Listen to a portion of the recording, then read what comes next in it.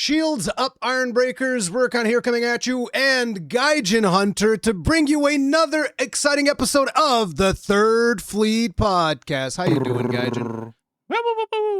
I'm good. Oh my gosh, has it been a while since we've gotten to do one of these? It's actually funny. I was looking at the last episode yesterday just to see some of the stuff that we had talked to see what point we were at in Wilds.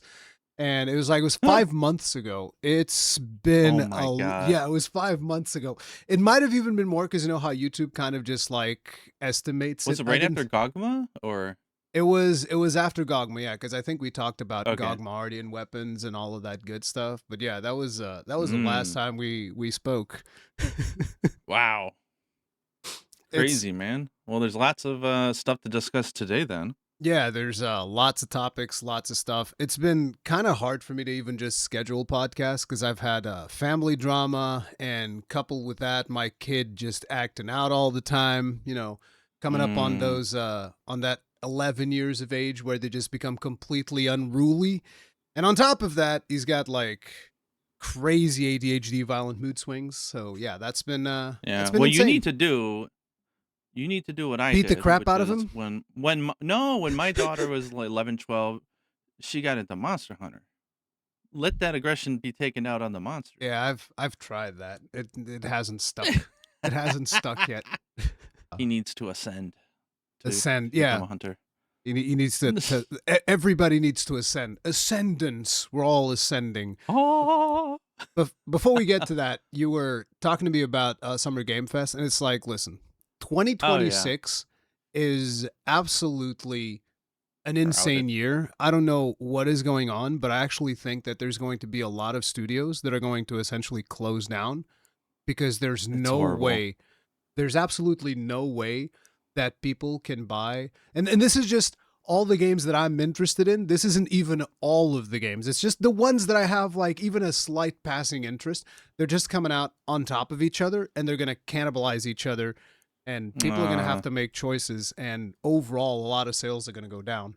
But yeah, you should be like me. I'm more selective, so I don't have that many games. But the games that I do get into, I get deeply into. So. Oh yeah, you get absolutely addicted, and sometimes it's even games that you're like, no, I definitely wouldn't like playing that. I wouldn't want to play that. I'm not playing Xenogears. I'm sorry. I know you want me to, but nah. One of the big reasons why that's happening is GTA 6.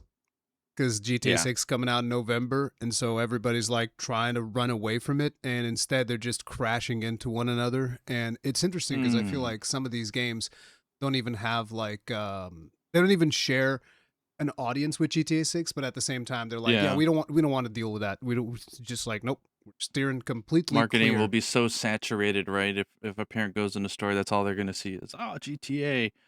Get your download code today. And it is just a download code because there's no goddamn disc. There's no disc. Oh man, yeah, that's its own subject, right? Yeah, I've made whole videos talking about that. It's whatever. I want my installation disc. Damn it! It's not even just because it's an installation disc. I get it. I'm joking. I prod both sides of the argument. I completely agree and sympathize. It's not right. Like, did you see how Sony just removed like 500 movies from their movie service? Movies that people paid for. Just like, oh, you bought this? We're just gonna take it away. You don't have it anymore. It's like, wait, but I bought it. Nope, no, you didn't. I am curious to like. I don't want to get into the disc argument or anything like that, but I do have a question, which is sort of similar, which is. It's a logical thing that I have not been able to get over, which is I agree you should have a disc and have the game and be able to play it if you bought it. But don't they already sort of invalidate that by having firmware stuff? Like you can't just pop in a game and play it on your PlayStation, right? If the firmware is not compatible or whatever, so not, right? I don't know what the situation is currently. For a lot of games, I know that you can do that still, but it's mostly like older games, because like a lot of the newer games coming out, so for instance Crimson Desert, you can't do that because it needs like a 50 gig download or something like that. And there's a bunch of other ones, like I know that all the Call of Duties, at least most of the recent Call of Duties, it's like there was one that was even 200 megabytes or whatever was on the disc. It's just like the installer. Yeah. And you're like, oh, okay, that's great. So it's not about having the disc. It's about having the disc and the disc allowing you to play the game without actually Yeah. requiring updates. I mean, back in the day, I remember this with the Wii U at least. Some discs would bring the firmware in the disc. Yeah, so the Nintendo stuff had that. Yeah, even the DS ones, they would have the system update included on the medium on the cartridge. Yeah, so you'd be able to like put it in, and then it's like, oh, we need to update your system, but we already have the update, because usually those updates are kind of small, so that'd be a way of dealing with it. But publishers are like, we don't want to deal with that no more. Screw that. And they're saying it's because I also think what. They're saying it's because of leaks. I don't buy that. I don't think it's because of leaks. I think it's a cost cutting. What would be funny? We need a YouTube channel that goes through and plays popular games, only the ones without the day one patch, like on the disc, and just see what was so broken in all of them. I mean, Call it day zero of them, gaming. Yeah, some of them have the whatchamacallit, they have like game breaking bugs straight up, and they're not playable all the way through. Because we've gotten so into the patch culture, but that's like a whole problem with the industry and whatnot. It's whatever. But yeah, I'm not really gonna. Hey, I'm happy at least my new Atelier game is not on top of GTA 6. Not like I would care, but hey, it would actually be good for you if it was on top of GTA 6, because you're not gonna play GTA 6. Nope. I'll wait for it to come to PC on sale, and then I'll buy it. I will just jump into people's cars, listen to the radio, watch the TVs, and that'll be it. That's what I do every time. I don't actually play the games. But anyway, there are a ton of games coming out. The ones that I'm interested in, we have Endless Ragnarok on the 9th of July. There's this game called Varen's Call that I think looks really interesting on the 27th of July. There's the game from Game Freak, the guys behind Pokemon, called Beast of Reincarnation. That's coming out on the 3rd of August. There's the Elden Ring Tarnished Edition for Switch. I mean, not for Switch. The Tarnished Edition comes out, which comes with like additional cosmetics or something like that. I don't think there's actually any new content. Blood of the Dawnwalker. This is the game from the guys who made Witcher 3. Well, part of the team that made Witcher 3. That's coming out on the 3rd of September. Wolverine on the 15th. Dawn of War on the 17th. Control Resonant on the 24th. Isn't Witcher 3 getting like... Isn't Witcher 3 getting like a new DLC or something? Yes, Witcher 3 is getting a new DLC. I think it's in 2027, yeah. That's awesome. That is pretty cool. But as I was saying, so like September is completely packed. Like on the 3rd, there's Blood of Dawnwalker. On the 15th, there's Wolverine. On the 17th, there's Dawn of War. On the 24th, there's Control Resonant, which I'm likely going to have to put that one to the backlog, because on the 25th, there's Onimusha. Onimusha. And then at some point in that month still, there's another game coming out called Crimson Moon, which is kind of like think Doom, but it's third person in medieval times. And that is being worked on a studio called Probably Monsters. And you know who the community manager is for that game? No. Alex. No way. Yes, it's Alex from Eric's. Previously from Eric's Gaming. Yes, Alex is the CM for that game, which was very surprising for me. But it's a game that I was interested in, so I want to check that out. But yeah, then on October, things don't get any better. Ace Combat on the 2nd, Gears of War on the 6th, Dragon's Dogma on the 9th, Valor Mortis on the 13th, which is interesting because Valor Mortis swapped dates. They were supposed to come out on the 24th of December. They're like, okay, we're going to dodge 24th of December, go to the 13th of October, and then Capcom goes like, no, you don't! Dragon's Dogma. And I was like, what the hell? Phantom Blade Zero on the 29th, and then at some point during that month, also No Rest for the Wicked, which is just like insane. And to top it off, before you're done with 2026, you still have Tides of Annihilation, which I think you're also interested in. I'm thinking if they didn't show it that it might get delayed to next year, which I wouldn't mind. I hope it gets delayed to next year.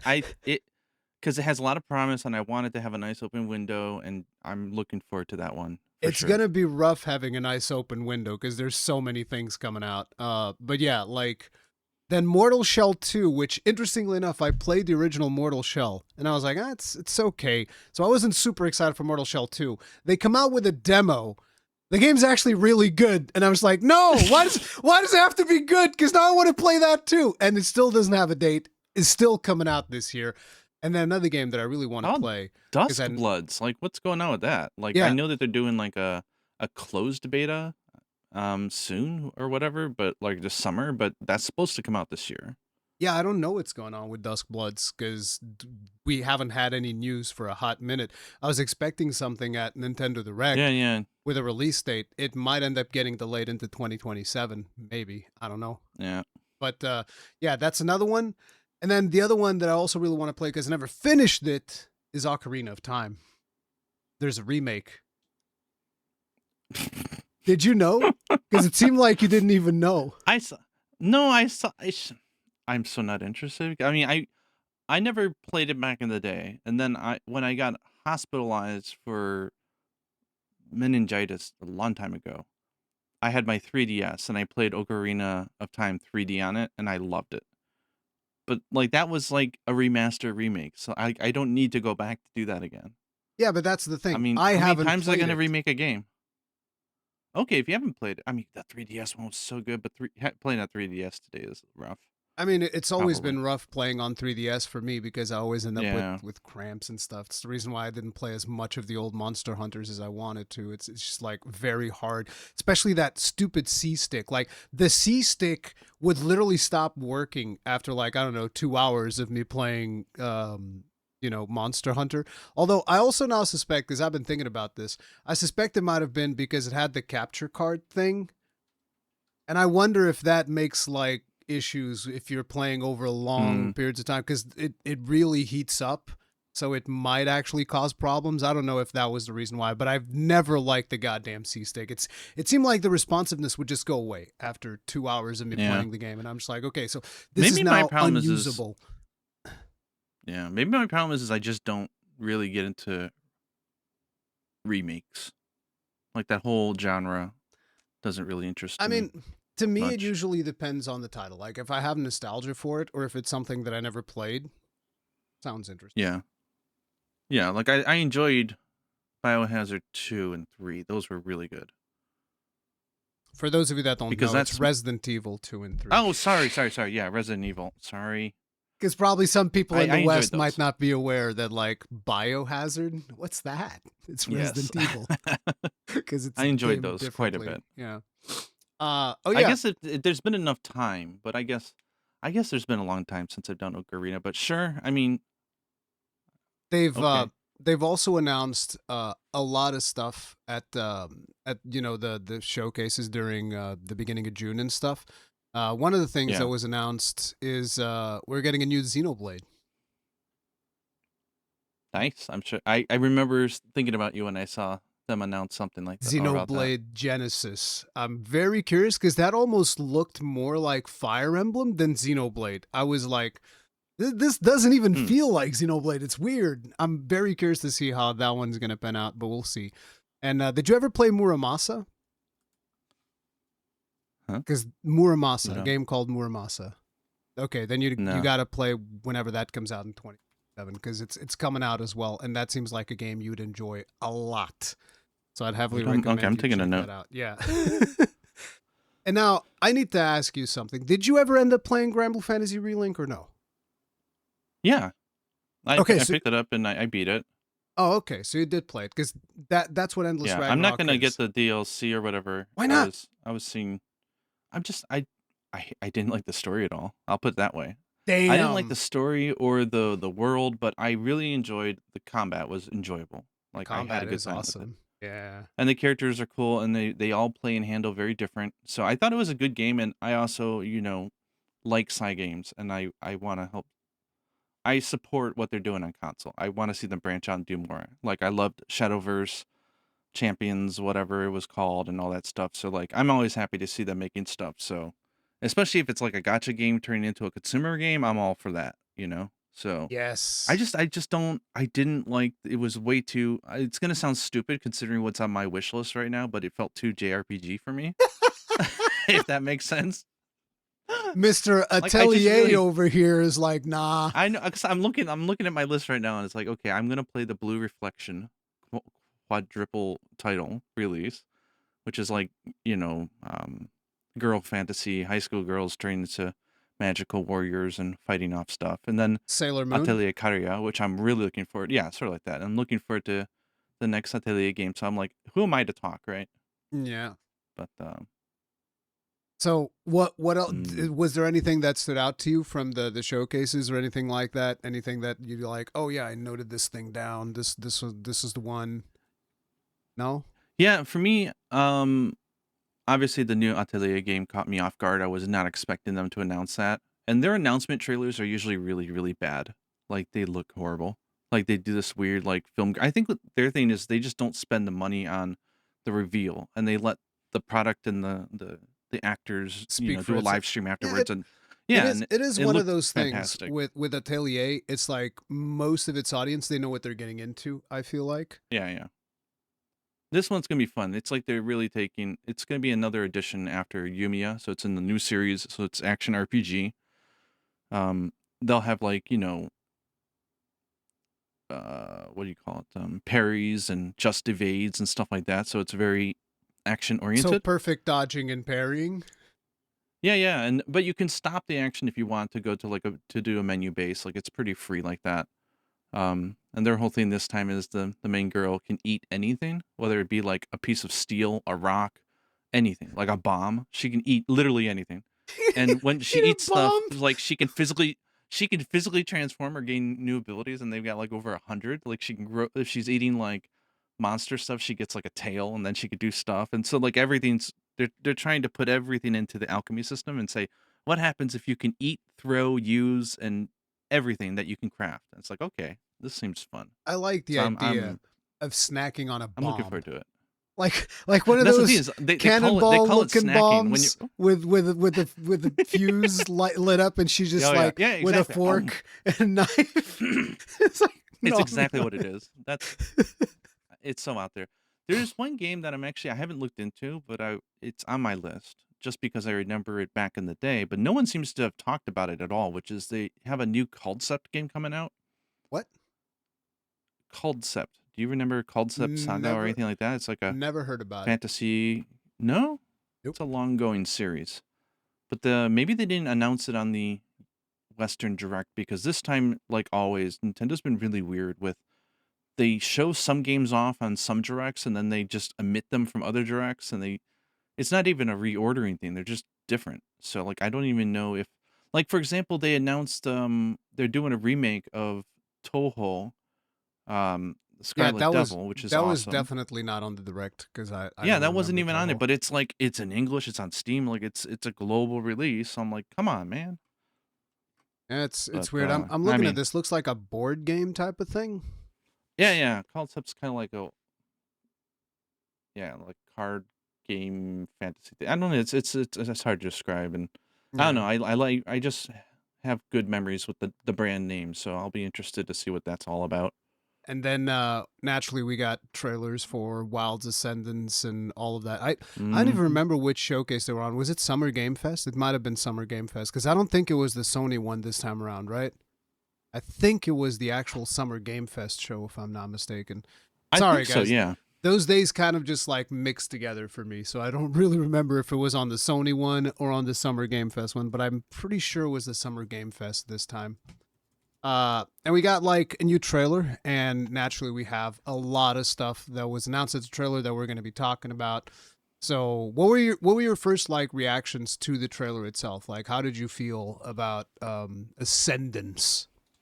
Trying to remember what was in the trailer. Oh yeah, the Nada jumping up on this. Oh yeah, and then the pregnant Alma allegations and I'm I'll trying say I to. love the new haircuts. The new haircuts were awesome. I remember the new haircuts. That's kind of the thing, right? It was a teaser, so like I don't recall them showing off like the new flagship or anything, right? It was more like a just a tease saying, "Yes, we're working on it. No, there was no Here's new the dude who's going to flagship. be helming it." And so the only thing that really stuck in my memory was is Alma pregnant? And then I Dude, love the new haircuts. I don't care about Nata, and I know that there's that cool little boo boo the burst on the arm, which I think is very Capcom. Like it's super like action like anime. Like it the looks fun. boost bracer. The boost. Why did they have to do a word that starts with B? because I'm gonna trip over that. Bruce Bracer. Like, try Why do saying you that trip 5 over times fast B's? right now. Boost bracer, boost bracer, boost bracer, boost bracer, boost bracer. I hate you. Like, if I tried it, it would be like English is not even boost my native bracer, boost language, bracer, bro. boost What the bracer, hell? boost bracer, boost. No, I can't do it. Boosh bracer. Boost bracer. Bazoosh. Bracer. No, but like, so they announced a bunch of stuff naturally. So we see Nata ascending. Nata's gone through a COVID arc as well because Into he's puberty. grown up. What? He's ascended through puberty and he's becoming a man. People were asking not. if we're going to be playing as Nata. I don't think we're going to be playing as Nata. I think they No. just did that to have something in the trailer and have Nata show up in the trailer and show you that, like, time has passed. You know, it's been a couple of years. This is also why everybody got new haircuts, is so that you're aware that time has passed. And Alma is not pregnant, despite what Gaijin might say. I'm just saying, I'm not accusing that she is. Is the combination of the camera angle, the baggy clothing, and everything. Just like that's the first thing that hit my brain was, oh, is she pregnant? And you got, Gemma's looking nice, and I'm losing What words. what are you trying to say? I thought she's taking the bench, and maybe we can have Gemma as our handler this time. I thought that'd be nice, but I realize that's not going to happen, of course. Gemma's the blacksmith, so of course not. How did you feel about the Skybound area, which is what they're calling the new area that we're going into? The Isles in the sky and all of that? Sure. I feel so bad. Like, damn! You have to remember, like, I didn't even necessarily. I mean, I'm excited for the game, right? I think it's gonna be a fun monster game. I think if they're gonna polish off what they started, they will never fix the qualms I have, but I think this is the right direction. Like, I like the idea of like the aerial stuff. I like the idea that we're not going to be on land anymore because it gives them more creative freedom for like the areas. I'm interested to see if they integrate the sacred more. I think this is a good case for having Dalamadur or some big battles with jumping between platforms and stuff. So I can see the Dalamadur in the gameplay skies? possibilities. How would he get up there, though? Yeah, slither. Slithers through the through the dragon torch strands. I mean, we have the sacred and updrafts. That's why they show it not in the trailer using the updrafts to go I up. don't think we're that high up. I think we're pretty high. There's clouds. There's literal clouds in the middle of the Skybound area. Yeah, I will say it's a brave choice that they show Kushala of all things to lead with. That's a brave choice. I mean, Kushala is. The Kushala version that we got in Sunbreak was way better than Kushalas that we've had before. Like in Sunbreak, wait, was he in Rise? He was in Rise. He showed up later in Rise, I think. It was not just Sunbreak. I think he showed up later in Rise's title updates and stuff like that because they brought the Elders back. I thought that version was pretty good. It was not terrible. It was not as obnoxious. Yeah. So I mean, I know they don't want to show their cards too early, but I think they could have done with showing us some Valstrax. I mean, he can't not be in the game. I mean, look at who the director is. Like, this guy was behind the creation of Valstrax. Like, Takuro Iraoka.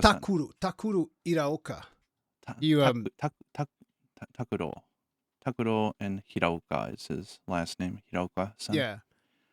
He worked on Resident Evil 5. He worked on Portable 3rd. He's worked on a lot of games. Yeah. He worked on 3 Ultimate Generations. He was a game designer. Resident Evil 5, special thanks. Generations Ultimate as lead planning. And he was the lead game designer in Iceborne. He also directed Exoprimal, which was pretty good, even though it didn't have that long-lasting appeal that they probably hoped for a more live servicey type thing. Strangely enough, I think the servers are still online. I don't think they shut it down. Pretty sure that it's still running. Which is, it's kind of like a record for the way that some of these companies launch these more live servicey type titles, they rarely ever go beyond 1 year. Sometimes not even 2 weeks, as it turns out. It's just like, what? I mean, my desire was that,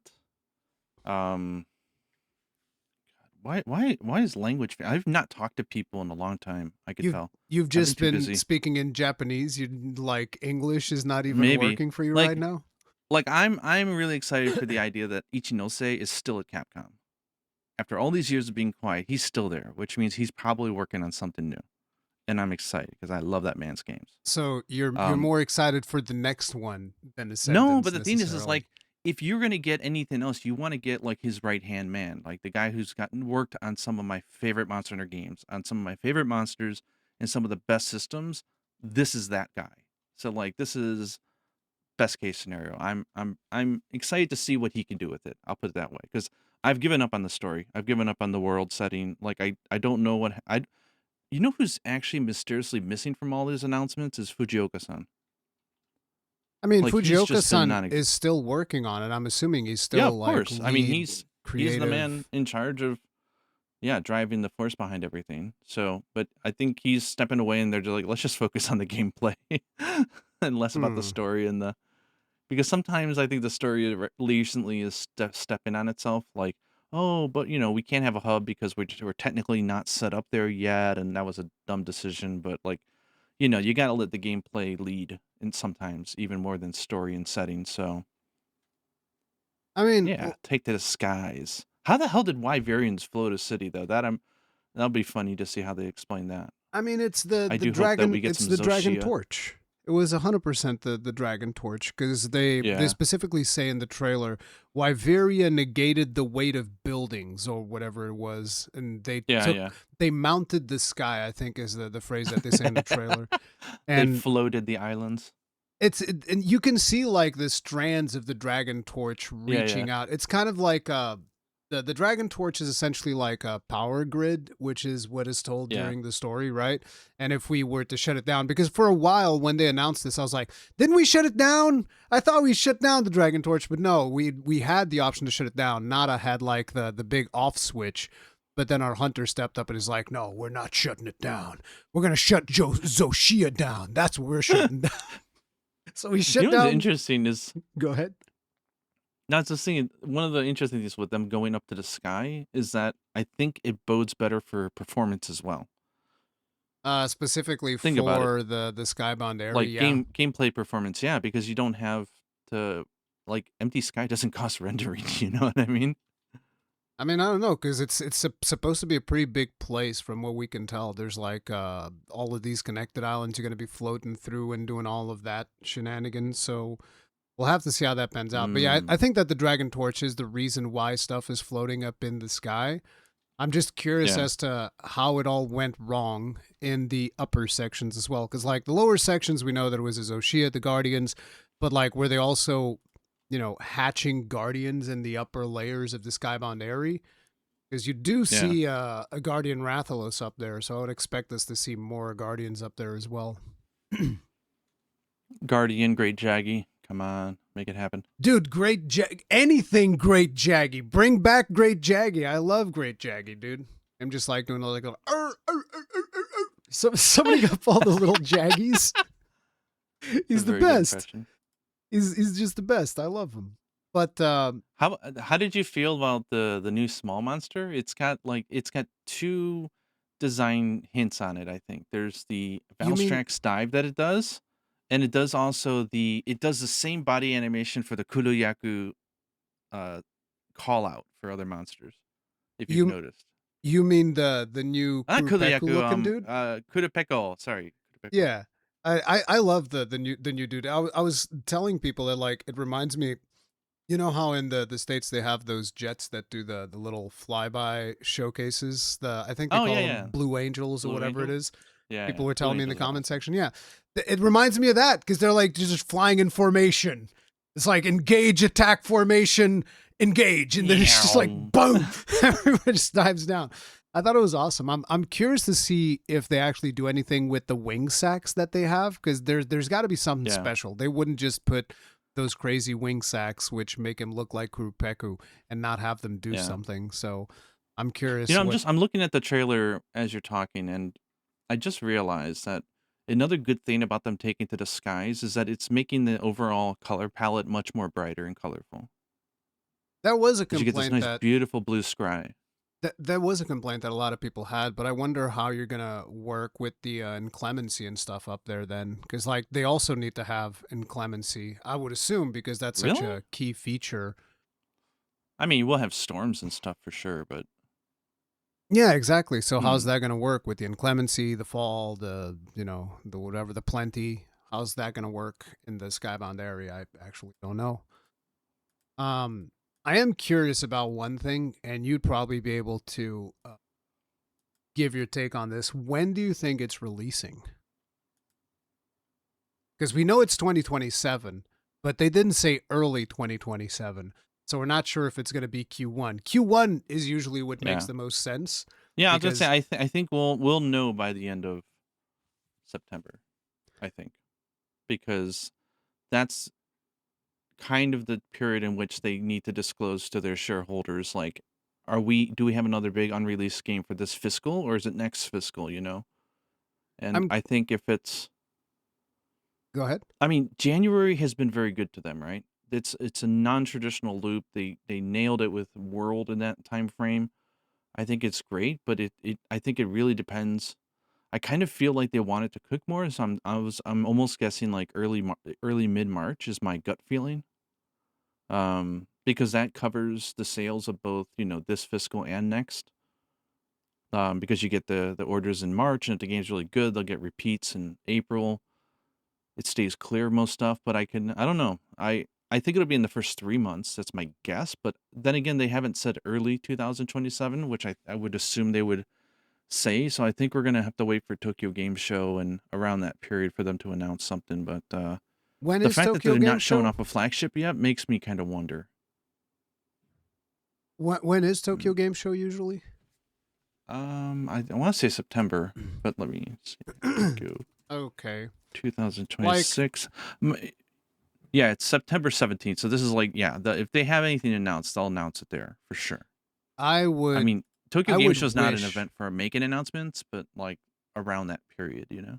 Yeah, I would wish for them to not release in Q. I actually wish that they Don't would rush it. delay it a bit more and really make sure that when it comes out this time, it's not going to have any performance issues and all of that stuff. Because that's kind of like the stigma that they have to fight against now. Because Yeah. if it was just Dragon's Dogma, because Dragon's Dogma 2 was the first one that came out with RE Engine that had severe performance issues.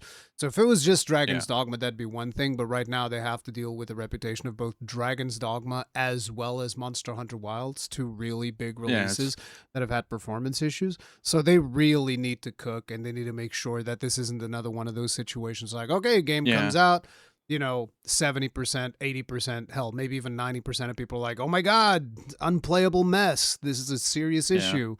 So You know I'm what'd be nice hoping they pay actually? attention. I think a May release would be good for them. Because a May release would give them enough time to not have to worry about doing any PR this year outside of maybe one more teaser, and they can focus on Dragon's Dogma 2, which I think they should. It gives them at least before they start marketing, it would give them a good half a year window out from Dragon's Dogma and everything else.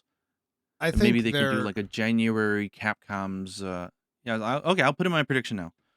January we'll get a Capcom Direct where they'll give us more in depth. They'll show us the main monster. We'll get another trailer around March, and then we'll get a release around May. That's my guess. I think Pure gut feeling. A January Capcom Direct is almost certain, mostly because I'm like 90% sure that there isn't a world where there isn't a marketing push around the Game Awards. I don't think that world exists. I think there's always going to be something around the Game Awards. Hell, I think Jeff Keighley Mm. will likely be harassing Capcom. It's like, hey, you Oh guys going yeah, to put something on my show, right? And then Capcom's going to be yeah, like, what, are you offering to do it for free? Well, of course not. I want your money. yes. But you got to I do got it. bills to pay. What do you mean? You I guys mean, still in got a to way, do I it. kind of. It's a good thing and a bad thing, but I do like that there's something still that's driving. There's a driving force for like timing for like announcing stuff. It's still Yes. good for us, I think. No, Overall, and I think he nailed like his Summer Game Fest was great. I enjoyed it. Oh yeah, and like I usually hear from people that actually physically attend the event because I have friends that go there. They're like, "Oh, dude, it's awesome! You know, it's easy to go there and play the games and set up with the devs and whatnot," which is a good thing because Yeah. the reality is there's probably a lot of people that don't know about this, but scheduling stuff at E3 was such a fucking Oh crapshoot. man.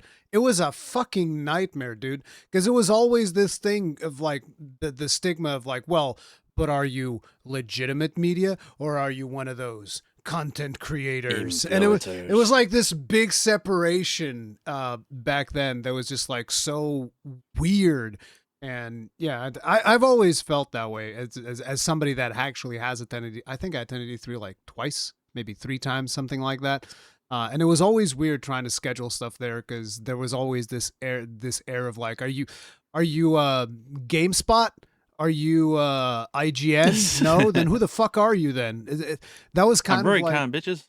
yeah, that was the vibe that you would get with a lot of publishers back then. It was kind of weird. So I'm glad to know that seems like things are way better with Jeff Keighley's version of it. Yeah, I haven't yeah. attended myself. Might do so at some point. Worst But case is yeah, that we don't have a game show, right? Like that scares me because the Tokyo Game Show has been kind of like for a while, even though they had record attendance last year apparently. But like I would as a place to announce stuff, not really. It's I been would expect lackluster, us so I'm to, happy. at the very least, get a new monster during Paris Games Week because Monster Hunter has always been at Paris Games Week for like the last, I don't know, 3 to 4 years or something like that. They've always had some Oh kind of wow. a presence at Paris Games Week. I think in Hmm. the last one, they held the Monster Hunter Festa there. Remember how they had the cards and Yeah. what was it? They had like a cosplay show, and the directors were there, and they actually spoke and stuff. Because I remember doing like reactions to that content, so I would expect them to have some kind of a presence there for sure. But we don't actually Yeah. know. Nothing I has been kind of officially feel like confirmed. Gamescom should move into September. I think it would make for a better road show timing of like between that and Paris Games Week and then the Game Awards. Like Gamescom in August is a weird time to be announcing stuff. Gamescom has always been in August. That's not changing. And you got to remember that, Yeah. you're just talking about announcements, but Gamescom is also a consumer show. It's not like Yeah, yeah. E3. A lot While of there hands-on is, and yeah, while there is business B2B areas, the business to business and all of that stuff, there's also a lot of just the halls are massive. So there's way more mm, about consumer stuff than necessarily that's just cool. business stuff, which is really nice because it's actually, at least from the months that I've went, Yeah. the times that I've went, it always seems very well organized, and there's the queues and all that. People can go in there, play the games, and it's good stuff. I like Gamescom. That's awesome. But yeah, so Gaijin says around May is when it is That's my releasing. what's your guess? Give me a guess. My guess is that it's going to release in March. The Okay, begin you're sticking early with early March. March. I think that's when it's releasing. The thing is, it's not what I want. I don't want it to release in March because I feel like if they do release in March, it's going to be because they're doing the whole thing about like, we need to release it now because investors and shareholders in Q1 financials, blah blah blah blah. Whereas I'm just thinking like, let them cook because they can't Yeah. mess up the performance. So to me, it's like I wish it released later. I wish it was like, I don't know. I You don't know I what I don't want think to would be say a nice? I don't want to say a summer game release. So like May is actually also very good. That would be the date that I would want. Yeah. The reason I don't want summer is because summer break, kids, and it's like then I can't. It's going to be a struggle to play it. Summer break and kids is bad release time. So it's like, listen, you either release it in May or you release it in September. Okay, those months in between don't count. But yeah, I would love it Yeah, to I see mean, it in May. May, I do think would be ideal, but I think they'll release it in March, early March, early I don't March, know late if they February. do you know have they hinted whether or not they plan to release Wilds on Switch 2 before or together with the They DLC? haven't confirmed anything. The only thing that they Okay. said is that yeah, we're also working on Wilds for the Switch. That was it. I would love it if they nail it and they can release that in March and that would get all the confidence back up that oh my god, wow, okay, they really nailing the performance and everything. And then in Oh, May they go crazy. That would be nice. that would actually be really good. I also want Dragon's Dogma 2 to sell really well. And I think that start if they were going to release in March, then they need to start their marketing campaign 3 months. I'm thinking like this way too businessy, but they need to start their campaign 3 months before that, right? And that would be right after Dogmas 2 comes out, and I don't want that. I want Dogmas 2 to shine, you know? Yeah, And the fact that Pragmata sold well means that they're probably good this fiscal year. Like they don't need a hit this year. So I think they could afford to give, the team time to really nail this one. I think it's more a situation where they can't afford to mess up the performance. Exactly. They can't afford to mess that up because that's going to cause, like, if here's the other thing too, with Dragon's Dogma 2 coming out, I mean That's the going to be Dark Arisen, our preview. that's going to be a window into it. And if Dark Arisen Yeah. comes out with performance issues, like, Capcom's Then kind we of cooked. Yeah. Because, like, that's going to They are. completely break the trust for Ascendance. And there's a lot of people that are quite simply not going to pick it up. So, Yeah, there's a Dark lot riding Arisen- on Dogma 2. yeah, Dark Arisen's going to be the first one that they really need to nail. Because that one's also coming out with a Switch version, which I think it's day and date, right? If I remember correctly. Yeah. So, Now, call me an optimist, but I kind of like the poetic idea that they're kind of going through a rough patch, to say the least, to see a new IP kick off this year, and then from the Arisen, and they rise up and they finally show off that they know how to do their engine well, and they figured out all their bottlenecks. Can you imagine that if like all of a sudden everything comes together and clicks with Dark Arisen 2? We're back. I love the fact that, like, as you said, Arisen, I was like, wait, what is the Arisen doing? He's arising. One could almost say he's ascending. Ascending, exactly. It's almost poetic. Like, can this be? They fell from graces over the last year or two with some misses, but they've had some big hits. But they're tripping a little bit. But this could be them standing back up. So here's the thing. I am not going to put my hand in the fire for performance again because I did that once. It's not happening again. No, because, like, I don't know if you remember, but during the beta period when there was the big discussion about, like, performance is going to be shit when the game comes out. And I was like, no, I believe in this team. Performance is going to be good. And then the game came out and it's like, fuck. And then people were burning me at the stake. And people are burning me at the stake, and I'm just like sitting there going like, yes, I deserve it. But I think we both we recognize like there was good reason to have trust in the team. Yeah, there's track record, there's all that. And unfortunately, we got caught off guard, and yeah, I think there's a trust burn. I still think, and people are gonna call me like simp and a shill and all of this shit, and I don't care. I still think that a big reason as to why this happened is NVIDIA and AMD selling them on FSR and DLSS technology. I still think that that's probably one of the biggest reasons why we had so many performance issues, because they had like fucking marketing people and whatnot over there saying like, no, everybody sees this as the most normal thing in the world now. Everybody uses FSR and DLSS, and Capcom was like, oh, okay. That is what I think. And here's an opinion, but I definitely think that could be it.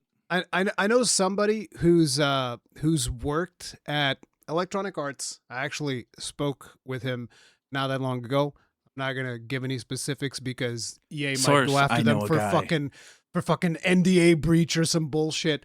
But he said that yes, that absolutely happens. Like NVIDIA and AMD sending people over there to like sell them on DLSS technology and FSR and all this bullshit. He's like, yes, that 100% happens. And I was like, oh, okay. Well, also look at like he said that basically they did that. By Unreal. They did that for the Frostbite engine. They were like, oh no, you don't understand. Everybody uses DLSS. Everybody uses FSR. So you can just like crank out everything to the fucking max. As a matter of fact, they usually go in there with like there's some type of payment package, some financial benefit bullshit that the publishers end up getting. And I was like, oh, okay, that's how it works. All right. Well, all right then. Yeah, but I think there's definitely that, but I also there was a common link between Dragon's Dogma 2 and Wilds, in my opinion, that I think was just from a design standpoint is incompatible with their engine. Which is, if you remember, all the worst performance was due to, we want to have like this micro little ecosystems of like all the NPCs carrying all these different parameters and all this kind of stuff, and that ended up just tanking the game. Like the It main tanked town in CPU Dragon's Dogma performance, 2 yes. tanked everything. And then in Monster Hunter Wilds as well, like they have all these scenes with the monsters and the little. No one cares about that stuff, No, you're unfortunately. wrong. A lot of And people actually I do mean, well, care. maybe they care, but not at the decrement of the game's performance. Yeah, Like of course. the fact that okay, you kill a small monster and that becomes the next spawn point. I don't care if that's taking up CPU resources and all that stuff. Just take it out. Just give me fixed points. I don't care. Like I just think they did. They both were talking about how they were bringing this living, breathing environment with all these things interacting, even if you're not there. And ultimately, both of them failed in that regard. In terms of So performance, I'm yes. yeah, in terms of performance. I mean, yeah, the ideas are cool for sure. I think they dreamt too big for what their engine can handle. So one of the things that they talk about, as well as they say new areas. You think there's going to be another area besides the Skybound area for Ascendance? I would I would assume so. I mean, it's I a mean, we're proper expansion, right? we're So like, obviously going to get a special arena for Lao Shan, I would imagine. So yeah. that's going to be like a new, but that's like an arena type thing, like a siege type situation. I wouldn't expect it to be like a whole new map. But you think there's going to be another whole new zone besides the Skybound area? I could I want to say I think if we're going to be in the sky the whole time, right? It needs some variation. I know that we'll have We're like not storms and all that, but like we're not going to be in the sky the whole time. I think we're going to be spending a lot of yeah. time in the ground as well. You know, the way that What they if we go usually do it. underground into the Dragon Forge? Like there's a whole underground complex there that goes underneath the whole Guardian area, like into the Dragon Torch itself, like it like You below where mean below Zoshio would have even Wyveria? been. Yeah, yeah. So we get Underground both sides, like the Wyveria. underground and the up above. I mean, the thing that I was bringing up is I don't think we're going to spend the whole time in the sky because just like with every other expansion, like, in Iceborne, you don't spend your whole time in Hoarfrost Reach. They Yeah. send you back to the ancient forest and all of that stuff. So I would expect them to kind of like do the same thing here. Uh, but one of the things that I was thinking about, and this was also brought on by some people in my comment section, is they're like, "Oh, we all want the guiding lands, the guiding lands." And I was like, you know that you could basically adapt all of the existing terrain in wilds to become guiding lands. Because in a lot of ways it already is. It's just a Yeah. massive version of the guiding lands.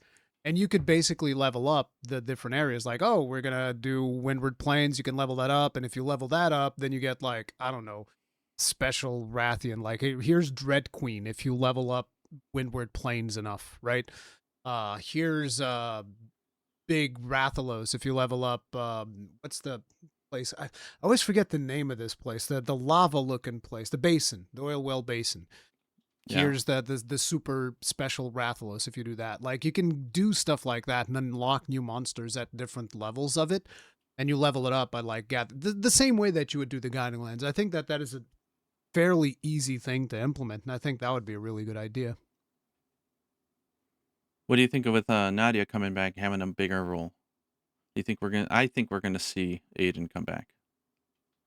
I I think think we're gonna have Aiden. all of them. Yeah, I think Aiden comes back, but Aiden will have to be really old. I feel. Wouldn't he have to get like I, really old considering how often he's shown up in the series? It's been I like I don't think years. the team cares that much about the accuracy of that It's kind of one of stuff. those situations where you It's remember a game. Mark Hamill discussing with Harrison Ford like, oh, but we were just in the trash compactor, so shouldn't my hair be all wet? And Harrison Ford goes like, Shut up, hey kid. kid, this ain't that kind of movie. If people are looking at your hair, we're in big trouble. It's kind of the same. I If love Mark people are Hamill's worrying, impression when he did that. about the age of Aiden, it's like, oh no. No, I'm sorry. Go ahead. no. I say I like Mark Hamill did that impression of Harrison Ford, and it's so good. Yeah, it is. It's really good. Yeah, I But would like to see them really just go for it at this point. Like if you're gonna have the Monster Hunter 4 gang there and you're going all, just go all out. Just like have the all haste the have ace your hunters, fun, all go of them. crazy. Yeah. Yeah. Reveal everything about Wyveria for all I care, because at this point I think they went too far already. So At But this I point, I like just I want. like the story. I like the way that Well, they've then that's done the good. Then it's a Wyveria win-win for stuff. both of us. I Yeah, didn't like the story, but I don't mind that they just go for it now instead of going halfway there. Just go for it, yeah, just and you want fucking them to go for expand it. it, so it's a win-win. Yeah, Yeah, I go I for it. agree. I that's the reason why I'm so excited for Ascendance. I want to see where they take the whole idea of Guardian monsters. Like I told you, because of the way in which the guild classifies monsters, right? Because we talked about this in previous podcasts. It could Yeah. even be that, especially after they show that, like, oh, Arkveld was a guardian monster, but he was able to like get out and reproduce. He was able to overcome that limitation of being a guardian.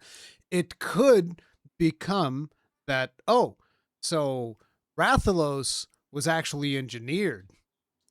Well, maybe not Rathalos, because I think there's like a connection with Rathalos and the primordial. What is it? Primordial? I forget. You showed me that thing you had in the book once, which there were like the old ass wyverns, and Rathalos kind of came from those or whatever. But like there are other monsters, especially some Yeah, of the yeah. newer ones that could have been guardians. Like Guardian Ebony Odogaron could have been the original Odogaron that then evolved into just Ebony Odogaron and then evolved into regular Odogaron. It just happened that the first one the guild encountered was Odogaron, and then it was Ebony Odogaron, and then it was Guardian Ebony Odogaron. But Guardian Ebony Odogaron could have been the entire origin of Odogaron.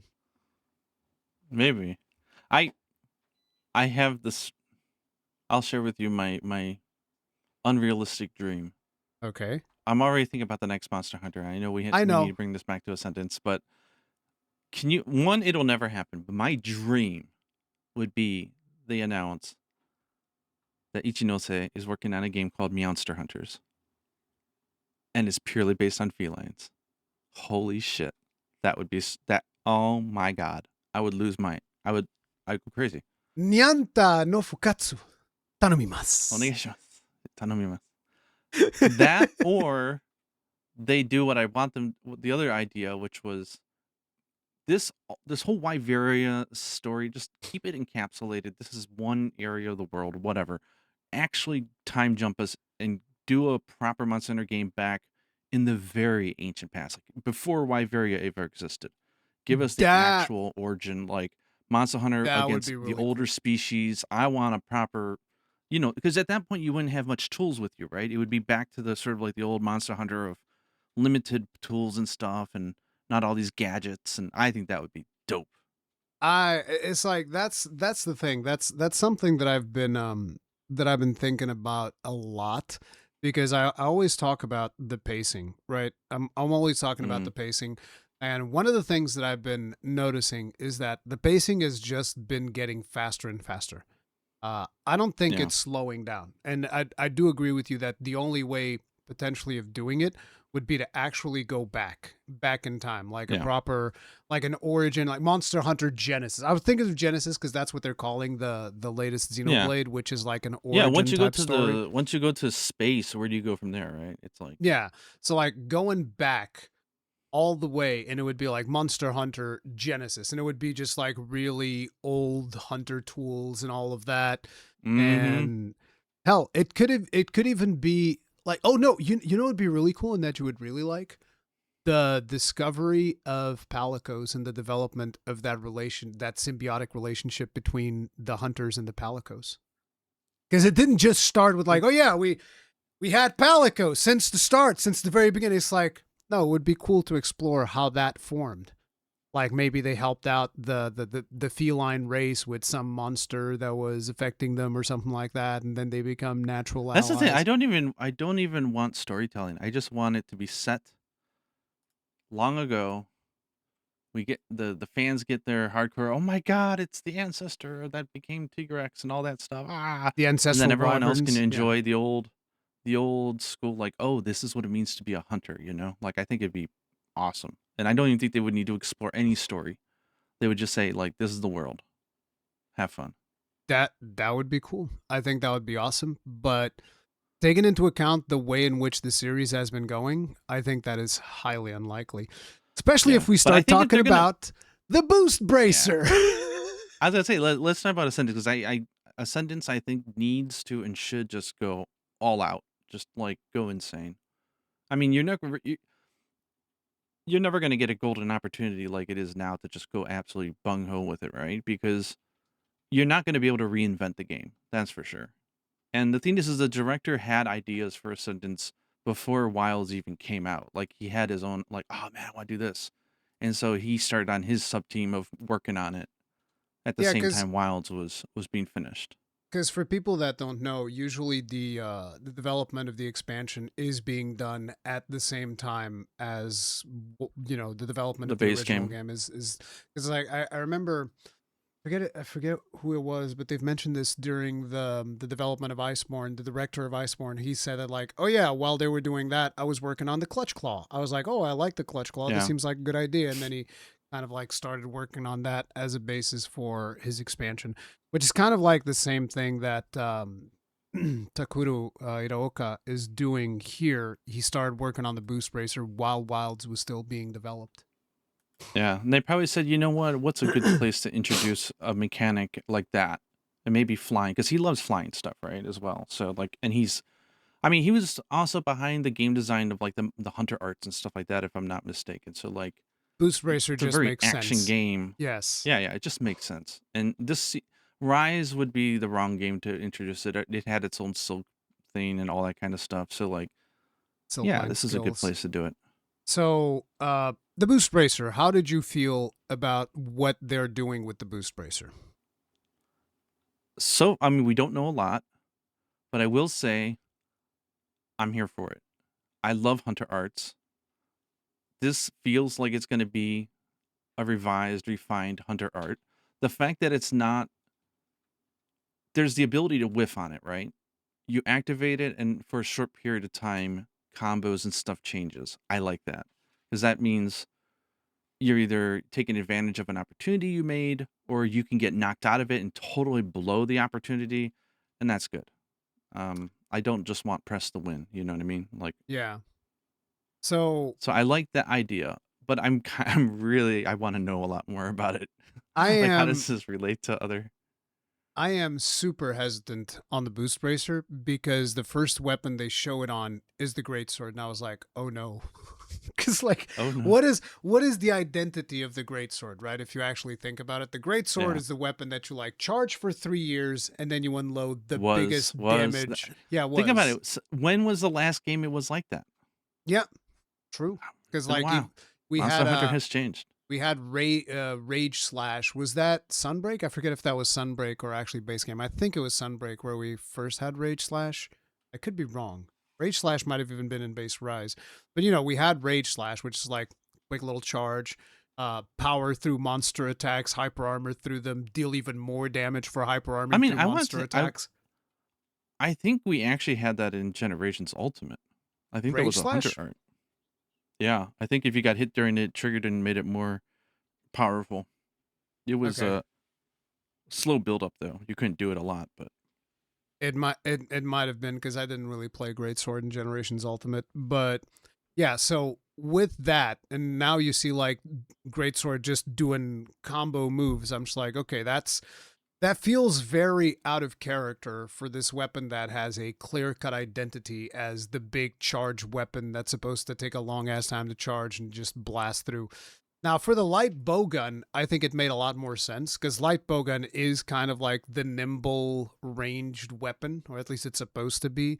Actually, was it a light bowgun or a heavy? I think it was a light bowgun, but I'm not I 100% think it's a sure. light bowgun. Yeah. And it's just like running around, strafing, doing a strafing run, holding the light bowgun in one hand. I'm like, what the hell, dude? That's crazy. But it makes sense for that weapon. And then for the gun lance, we just blatantly robbed a move from the lance because, it is what it is. We'll just take what we want. We just get the cross / counter because why not? It's like, oh, okay. Why not? We're just going to steal that. Don't worry about it. It's not a big deal. But yeah, I don't know. I don't know what they're going to be Yeah. doing with the gun lance, but it seems like they're doubling down on blocking, which is something that I'm always concerned with. At least with Wilds, they've allowed us to block most things without being too punished, as opposed to like Sunbreak, where blocking is actively punishing. Yeah. Because like, oh, you're blocking? Okay. Hope you enjoy blocking this 20 move combo. Hope you got the stamina for that too, buddy. It's like, oh no, your stamina was at 70%. Well, I'm breaking your guard and there's nothing you can do now. It's like, wait, stop attacking, please, no. Hey, I feel that if you're gonna have a boosted arm that's holding a shield, that you would have an impregnable defense during that move. I think we'll get maybe the unbreakable guard. Oh yeah, right. Because the think boost bracer. Wait, the boost bracer, is it on the left hand or on the right hand? left hand. Yeah, it goes on the primary left hand. If it's on the left hand, then the boost will be on the gun lance because he holds the shield with the right hand. Remember? Yeah, okay, interesting. So no, you don't have a boost bracer on the shield hand. Never mind. Oof. I think this is going to be the fastest paced Monster Hunter to date. It's got to be. I mean, it might end up being, yeah. Yeah, with the addition of this and just the fact that, like, what else? They can't slow down from what they had. So I think the next logical step is, like, let's just make this more about mobility and thinking at the edge of your seat and just, like, split-second reactions, and let's just go nuts with it. It's probably what they're going to do with this. Yeah, I don't know. It's the whole thing of Monster May Cry. I think we might. I do love the animation, like when he revs up the boost thingy, like boom, boom, like the animations are. It's always like turned on the top-notch. lawnmower, you know. I want to see like a Palico, or not Palico. What do you call them? Yeah, I wonder. Palico. I want to see like a support ability where they go boom, boom, and they have like a lawnmower and they just start mowing down the monsters. I wonder if there will be like different types of boost bracers, or if it's just one.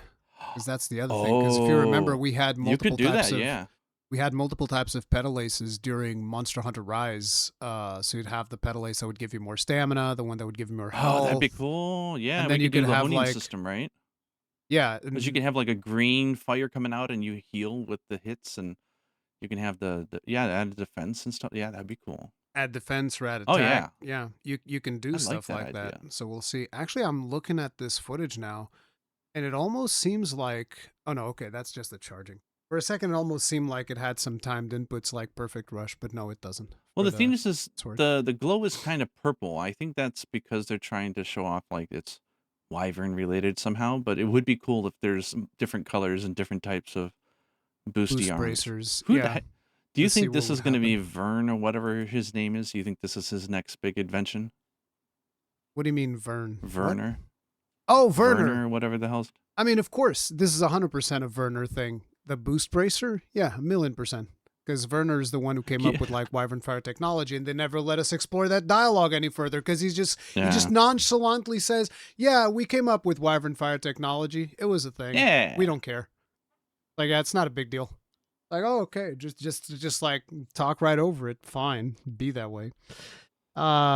But yeah, that's the boost bracer. We don't really know much other than it is going to speed up the pace. It is going to increase the pace, which means it is going to be much more about twitch reflexes, which means you can expect monsters to become even faster in the expansion. At least that would be my prediction. Oh, it means you can go back and retroactively spank Omega Savage for picking on you so much. I mean, you can always do that when you get to Master Rank. You can just go ahead and do that. However, I am curious with them letting us go to the expansion only after doing the last Arkveld fight, so the 7-star Arkveld fight. The power gap that those of us that stuck through with the end game are going to have when we jump into Master Rank is going to be insane. We're probably going to be playing through, I don't know, 80% of the story portion of the game with the same gear that we have now, especially if you were min-maxing Dogma Arisen and all of that stuff. That's been my main concern, right? It's like, how are they going to handle not just the power scaling, but also like the skill bloat? Like, I don't know how they're going to do that. So I think skill bloat is going to get even worse.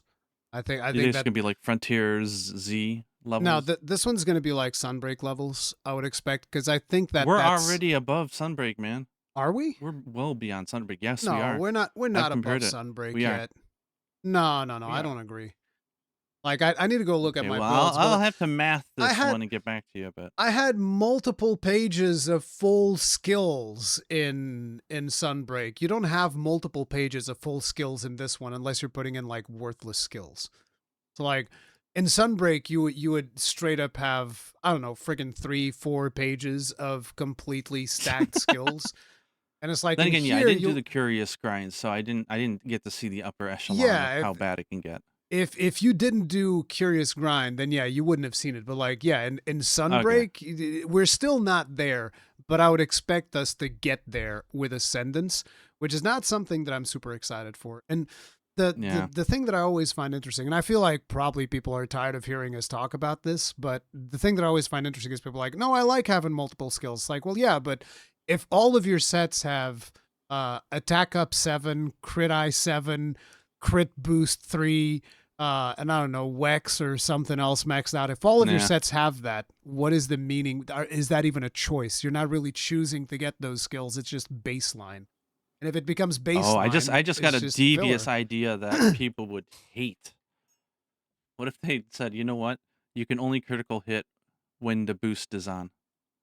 Other than that, critical hits aren't a No, thing anymore. that's not happening. They would never do that. I They know. specifically even say that like initially we all thought when we saw the trailer, we all thought that like, okay, so the new moves are behind the boost bracer, but the director said in that message thing that's like, no, Yeah, it's not. there's new moves behind the bracer, but there's also new moves that don't involve the bracer. Yeah. Which that actually got me thinking switch skills.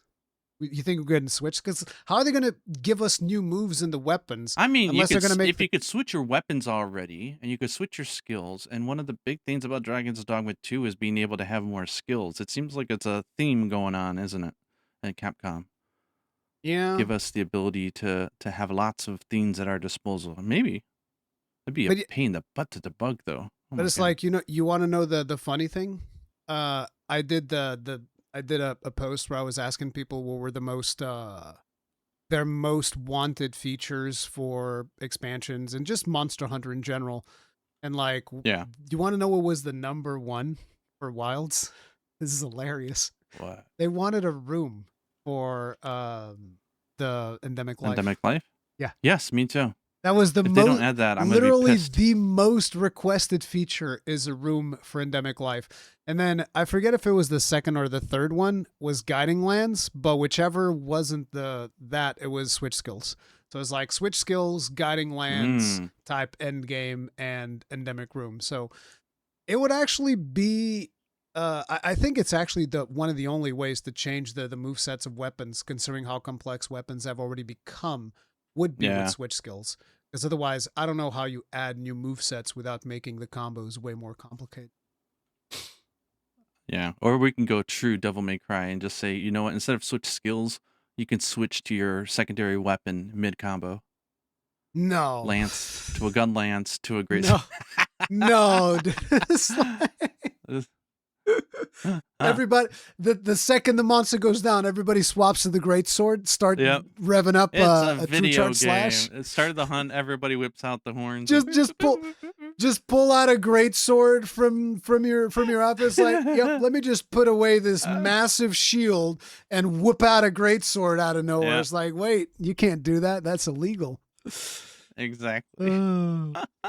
Funny stuff. What are you looking forward to most for Wilds? Like, what do you want to see? I mean, outside like flagship and stuff. Like, what's the thing that gets you most excited? The thing that gets me most excited would be if they were doing something like I suggested for the Guiding Land system for, you know, just like leveling up the base areas and stuff like that to unlock new monsters. It doesn't even have to be specifically a level up system, but some form of progression within those areas that unlocks new monsters. It's that and potentially switch skills. Those are like my two biggest things that I would like to see. Because as a content creator, switch skills is actually bad for me. Because like, oh, great. Now I have to take into account all these other skills that I don't even have access to, that I have to go grind for in order to make guides. It's so goddamn inconvenient. But as a player, I was like, bro, it was amazing to get new moves during the thing. And I know that for a lot of people, they just look at like, okay, what's the most meta move set? That's the only one I need to know. Yeah. But to me, it was like, no, I like having different move sets. This is really fun. Choice is good. Yeah, because like my favorite playstyle wasn't even meta at all during Rise and Sunbreak, which was the whole thing of like shell, guard, reload. That was like the most unoptimal meta thing, but it let me really go up to the monster, be in the monster's face, and just going like, bam, bam, he comes to attack, and I'm just like, block, bam, bam. And it was just really cool. Right up until the point where, remember when they brought out the Fire Espinas? I forget, Blazing Espinas, whatever the hell his name was. Yeah. And he just starts charging up this big him. fireball. He was so good. And I was like, 100%, guys, I can block this. I have 9 block skills. And he's like, poof. I was like, oh. Oof. Never mind. Funny thing is, there was I forget, was it that one or was it Risen Kushala? One of those had like a big explosion that you couldn't survive if you tried blocking it because it would break your guard and deal extra damage. But you could survive it if you just took it in the face. And I was like, the fuck do you mean? How's this fair? I can't survive this hit if I'm blocking it, but I can survive it if I take it in the face? Oh, it's funny stuff. But I'm more excited. Like I'm very nervous for them, but I hope that this is where they can just have a really good performing game. Yeah, I hope if they can get the tech down. That'll be good. It's like I'm saying, if Dragon's Dogma 2 don't overload it with Arisen, DLC, please, God. Don't. Oh yeah, that's the other thing. We actually have good news about that when we talk about Dragon's Dogma 2. There's an interesting thing there. But my biggest, like, Dragon's Dogma 2 Dark Arisen, I feel is going to be the litmus test, because they're doing Dragon's Dogma Arisen for the Switch 2, and they're also doing Monster Hunter Wilds for the Switch 2. So the performance, same engine, same issues. The performance of Dragon's Dogma 2 Dark Arisen on the Switch 2, I feel, is going to dictate how people are going to look at Monster Hunter Wilds Ascendance. And that can either be really good for Capcom or really bad for Capcom.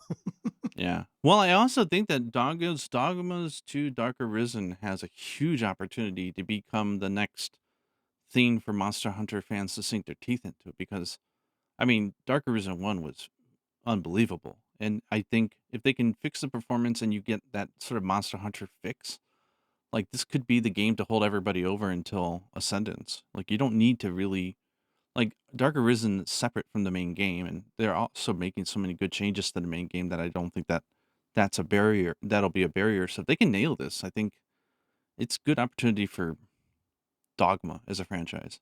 Well, because we have monster hunters who are just kind of hungry and they want to hunt stuff. And that's exactly what we're going to be doing in Dogma 2, man. I definitely hope that they're able to pull that off. But yeah, I'm excited for Ascendance. I'm hoping it'll be a good time. I'm just concerned about the performance stuff and how that's going to affect the community overall. And again, one of the biggest wishes that I think both of us share is, like, be great to eventually get a Monster Hunter where we go back and we slow things down. We go back to positioning being more important than parrying and countering and all of this stuff.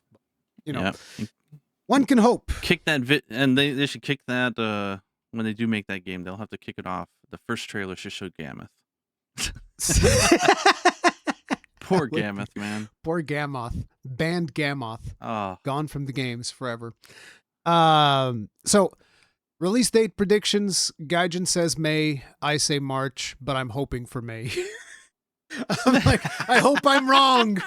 I hope that it's not coming out in March. I hope it comes out in May. That would actually be really awesome. I think, though, like most of us would agree, if they need until freaking December, I don't care. Yes. Just get it right. Just get the performance right 100%. We don't want to see Monster Hunter down. We don't enjoy talking about what we don't like. We don't want to kick it when it's down. We want it to win. So yeah. The thing is, I don't think that the time itself is going to be the dictator of performance, because performance will have to be fixed by the 9th of October. Because if it's not fixed by the 9th of October, we got serious problems. But we'll see. So before we move on to talk about Dragon's Dogma 2, I wanted to briefly touch up on Stories 3. You're not happy about the DLC of Monster Hunter Stories 3. Tell us what the experience was like. Yeah, I made a video that I didn't want to make.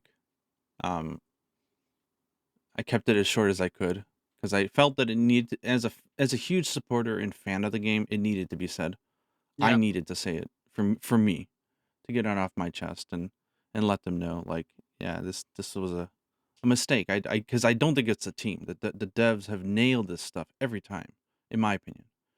They've done a really good job, and this is so uncharacteristic for them that it feels like something we just don't know that's going on behind the scenes. But yeah, so we have to separate the terms, right? Because they did a free update, which is awesome. Free updates are always good. And So then they had the Rudy D. I mean, the problem is I'm noticing when you say DLC, people are thinking putting expansions. both, but they're putting both together is what I've noticed, and Yeah, that's one of the things that I wanted to ask you because I haven't played it yet. Capcom's not doing a good job because like you can go to the damn Steam page, and I was looking for it. They didn't even talk about the Royal Monsters. Oh, Rudy DLC's here, and of course, having played it now, I know why they're not marketing the Royal Monsters. But I mean, like, they're being confused, right? They have a free update to the game where they add in the quote unquote high rank monsters that they've always done, so to say, and then then you have the separately purchasable Rudy side story, So which is its own thing. That was the thing that I wanted to ask you. So the Rudy side story is just like the other companion side stories. It's nothing different. Yeah, there's four episodes. Yeah, 4 episodes. I imagine if you're playing the game from the start that it'll be like the other ones where you unlock the first one during chapter 1 and the second one during chapter 2 and such. See, but that's I just did all 4 in a row. That just feels so incredibly bad to be releasing afterwards. It doesn't. It feels like they cut it out. It doesn't even make sense because when they announced that the Rudy story DLC was, we're doing this thing, I was like, okay, so this one's going to be more involved than the other companion stories, right? It's going to be different. It's not going to be the same thing because you're charging for this one, so it wouldn't make sense if it was just the same thing as the other ones that we get.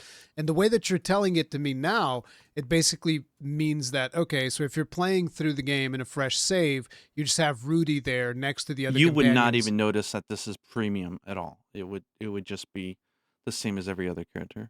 In fact, I think it's worse. I think Korra's side story was far more innovative and interesting. No. She drops the gun lance for the longsword. I will not. No, we're not doing this. No, yes, rewriting. But the thing is, but her side story had gameplay that felt unique, right? Like you had areas that were specifically made for that. Yeah, like that's cool. You don't get that with Rudy. On a more serious note, yeah, you're absolutely correct. Like hers was one of the. I mean, the most unique one was obviously what's her name? The young not hunter, the young writer, the youngest one with Tobi Kadachi. What's her name? I forget. But whatever. Hers was, I think, the most unique one because she was hunting for the Gale Force Porkers, and then you'd have to do the racing thing. Yeah. That was funny. Oh, that was fun. That was hers was the most unique one because it's like its own little mini game thing. But Korra's was the one that was probably one of my favorite ones because it's dungeon crawling, and dungeon crawling is one of my favorite things to do in most games. So you'd actually go and you'd do a dungeon crawl. It was to the point where if you're exploring a new area and you'd come upon a section that had like a rock blocking a potential cave, you're like, oh, this for the Korra side quest. I remember finding it like twice, and I was like, oh, I know what's going to happen here. This is going to be for the Korra side quest.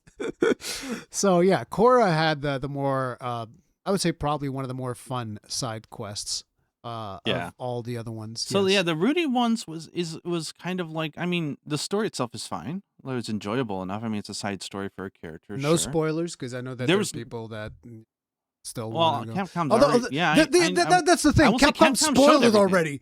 They spoiled it already in the showcase. Literally all 4 episodes are completely spoiled. There was no surprises outside of that. Like, it was all there. As far as I'm concerned. I swear to God, bro, sometimes whenever I think about marketing people, I just want to throttle them. I just want to go up to a marketing person who's like, why are you like this? Ugh! You would... Rory puts on 2 boost bracers on both hands. Yes, so that I can throttle them harder. Oh God, I hate it because like that. I thought was because there was a few points that if they didn't show it, it's like, okay, that would have been a nice little thing to see. But no, I had seen it all in the trailer, so like there was no, for me personally, no real surprises. That's God damn it. And the thing is, the gameplay I wasn't hate marketing uniquely people. different either. Like, basically, they're like, "Oh, look, there's this object on a map that you've been down, and we're just gonna make it appear for the side story. It was obviously never there before, but we'll pretend it was, Yeah. and we'll have a lot of dialogue. We'll have a fight. We'll have some dialogue and a fight, and that's it. And Okay. occasionally, they'll make you go to like the overlooks and like look at the question marks and get a reaction, but that's not gameplay. Okay, So like, so so I that so found it that's it. lackluster in that There's regard. nothing unique of gameplay for that quest. Just dialogue, a fight, and you're done. Yeah, if my memory serves correctly, yeah. Okay. I was like, "Okay." And then the 2 rewards was like, "Okay." I I mean mean, the one for the sure. kinship that you were talking about in your video, that looks like it'd I'm be sure pretty it's big, yeah. powerful. Wait, the rewards, they're like those skills that you can socket. It's a decoration Yeah, type onto thing. your main weapon, yeah, it's a Okay, so decoration, yeah, it's a main weapon for decoration. your Yeah, that's weapon, cool because you can put it with any set that you want, and you'll just get that. So yeah. that's cool. Yeah. But, I Wait, mean, yeah, were no they new passive? monstie. They were passives, right? Passives, yeah. Passives you can slot into your weapon. Okay.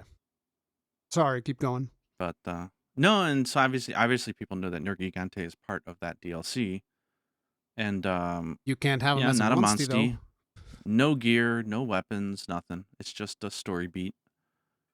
And that's it. That's $10 for the Rudy DLC. Wait, wasn't it 15? I think it was 15. I think it was 10. I'm gonna look Pretty it. sure it was 10. Yeah, I might be confusing it with something else. But yeah, Yeah, I you're was. right. I mean, It is 10. Oh my god, it has I wonder reviews. very negative reviews. Well, the thing is, I mean, in defense of it, I will say that if the Rudy side story wasn't paid DLC and we took that out of the equation, I think it was enjoyable enough. It was good. Like, okay, I I mean, like more side stories. yeah, Sure. sure. More side stories. Yeah, absolutely. That's good. But But it's just, as a separate paid content, nah, man. and I think the other thing that is very frustrating about Rudy is that number one, he's a very important character because of the fact that he is directly connected to the protagonist as a very influential character in the protagonist's upbringing. But then to top it off, he's directly related to one of the main characters' previous Monster Hunter Stories games. It's like, I mean, what? if you don't like the idea of narratives not quite lining up and it feels like they're just kind of winging it, then you should stay away. Because a lot of it, if you really think about it, it's like, okay, that doesn't make sense. But anyway, that was fine from a gameplay standpoint. The thing that irked me was the Royal Monster The free update. update. Yeah. Because like we had a really, I like it or lump it. It was a well thought out end game loop for Stories 1 with the tower, right? And you had the high rank monsters. You had a huge amount of challenges that you had to get through going up the tower. You had, exclusive gold Rathian and silver Los at the top, and So they had skills that you got from them. I'm curious. Did those come in the form of title updates, or were they just included in the base game? Title updates. It's always been title updates. So Okay, that's so even nothing in new for even in Stories. Stories 1, it was a title update Yeah. situation. Okay, Yeah. So no surprises there. In Stories 2, same thing. They lots of didn't title have updates. it was title updates. They did a lot, and they really went overboard to the point that I think they Oh yeah. spoiled us. But we had an end game, right? There was the Elder's Lair, I think it was called, where we had I mean, when I say high rank, it's like they're buffed versions of the monsters, but because their names are red and they hit really hard, they had new gear as well. So you would start back up. You'd fight your Plesioths and the Rathians, and you'd make their gear, and it's almost like an accelerated game loop, right? Where you get to go Yeah. through all the monsters' gears again, and that was fun. Anything that has progression's fun. And then they had a secret boss at the end, which I hated. Stories 2 is Fatalis again, because he was the hidden. Like, I found it boring. I was not impressed with him, but I do love the fact that we killed the monster he was weakest against was Popo. That was the best. Popo was overpowered though. Okay, Popo was The just giga Abnanoth broken. you can like basically stagger any monster, just bonk. But yeah, it was fun. And then like, obviously Wait, they gave us the was it updates with Popo or Aptonoth? Wasn't it Aptonoth? Confused. Apnanoth, sorry. Aptonoth. Yeah. Yeah, I think it was. Um, but yeah, and they gave us obviously lots of updates with the co-op, with the deviant dungeons, and then you Yeah, can get the deviants, fight them, make gear. Like, it was crazy. there was a ton of But updates like, in that game, and so then this this one, they one say, didn't get okay, them.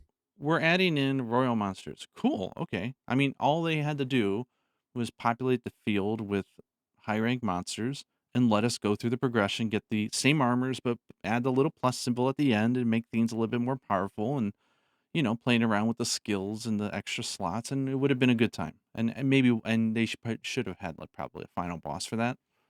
And I think that would have been a solid update. But instead, you have to fight the last boss again, which I'm not a fan of the way that they That do was the, that oh, was a strange you're now decision. placed, yeah, placing you before you fought the last boss never feels good, because it's like, okay, so what was the point of all that, I mean, that's something that a lot of video games do. I'm not I don't I care don't that like it. much about that aspect of it. Like, I'm not a big fan of it either, but it's not a big deal for Yeah, me. Okay, whatever, right? like Zelda did the same thing, if I remember correctly. Like, Okay. right, Breath of the Wild. It's like, oh yeah, you're back to before the Ganon fight. Go do whatever it is left over that you Yeah, haven't it's done it's an eye before. roll, but whatever. Yeah. It's not a big deal. I do find it Yeah. weird that they're like, okay, we want you to fight a harder version of the final boss fight, because I remember the final boss fight, and I remember it's like, okay, Ugh, I really like the it's a drag. cinematics and all of that stuff, but it wasn't my favorite boss fight in the game, not by a long Nope. shot. So It wa- when they specifically said, see, that was the thing. I think that was one of the things, because I wasn't really.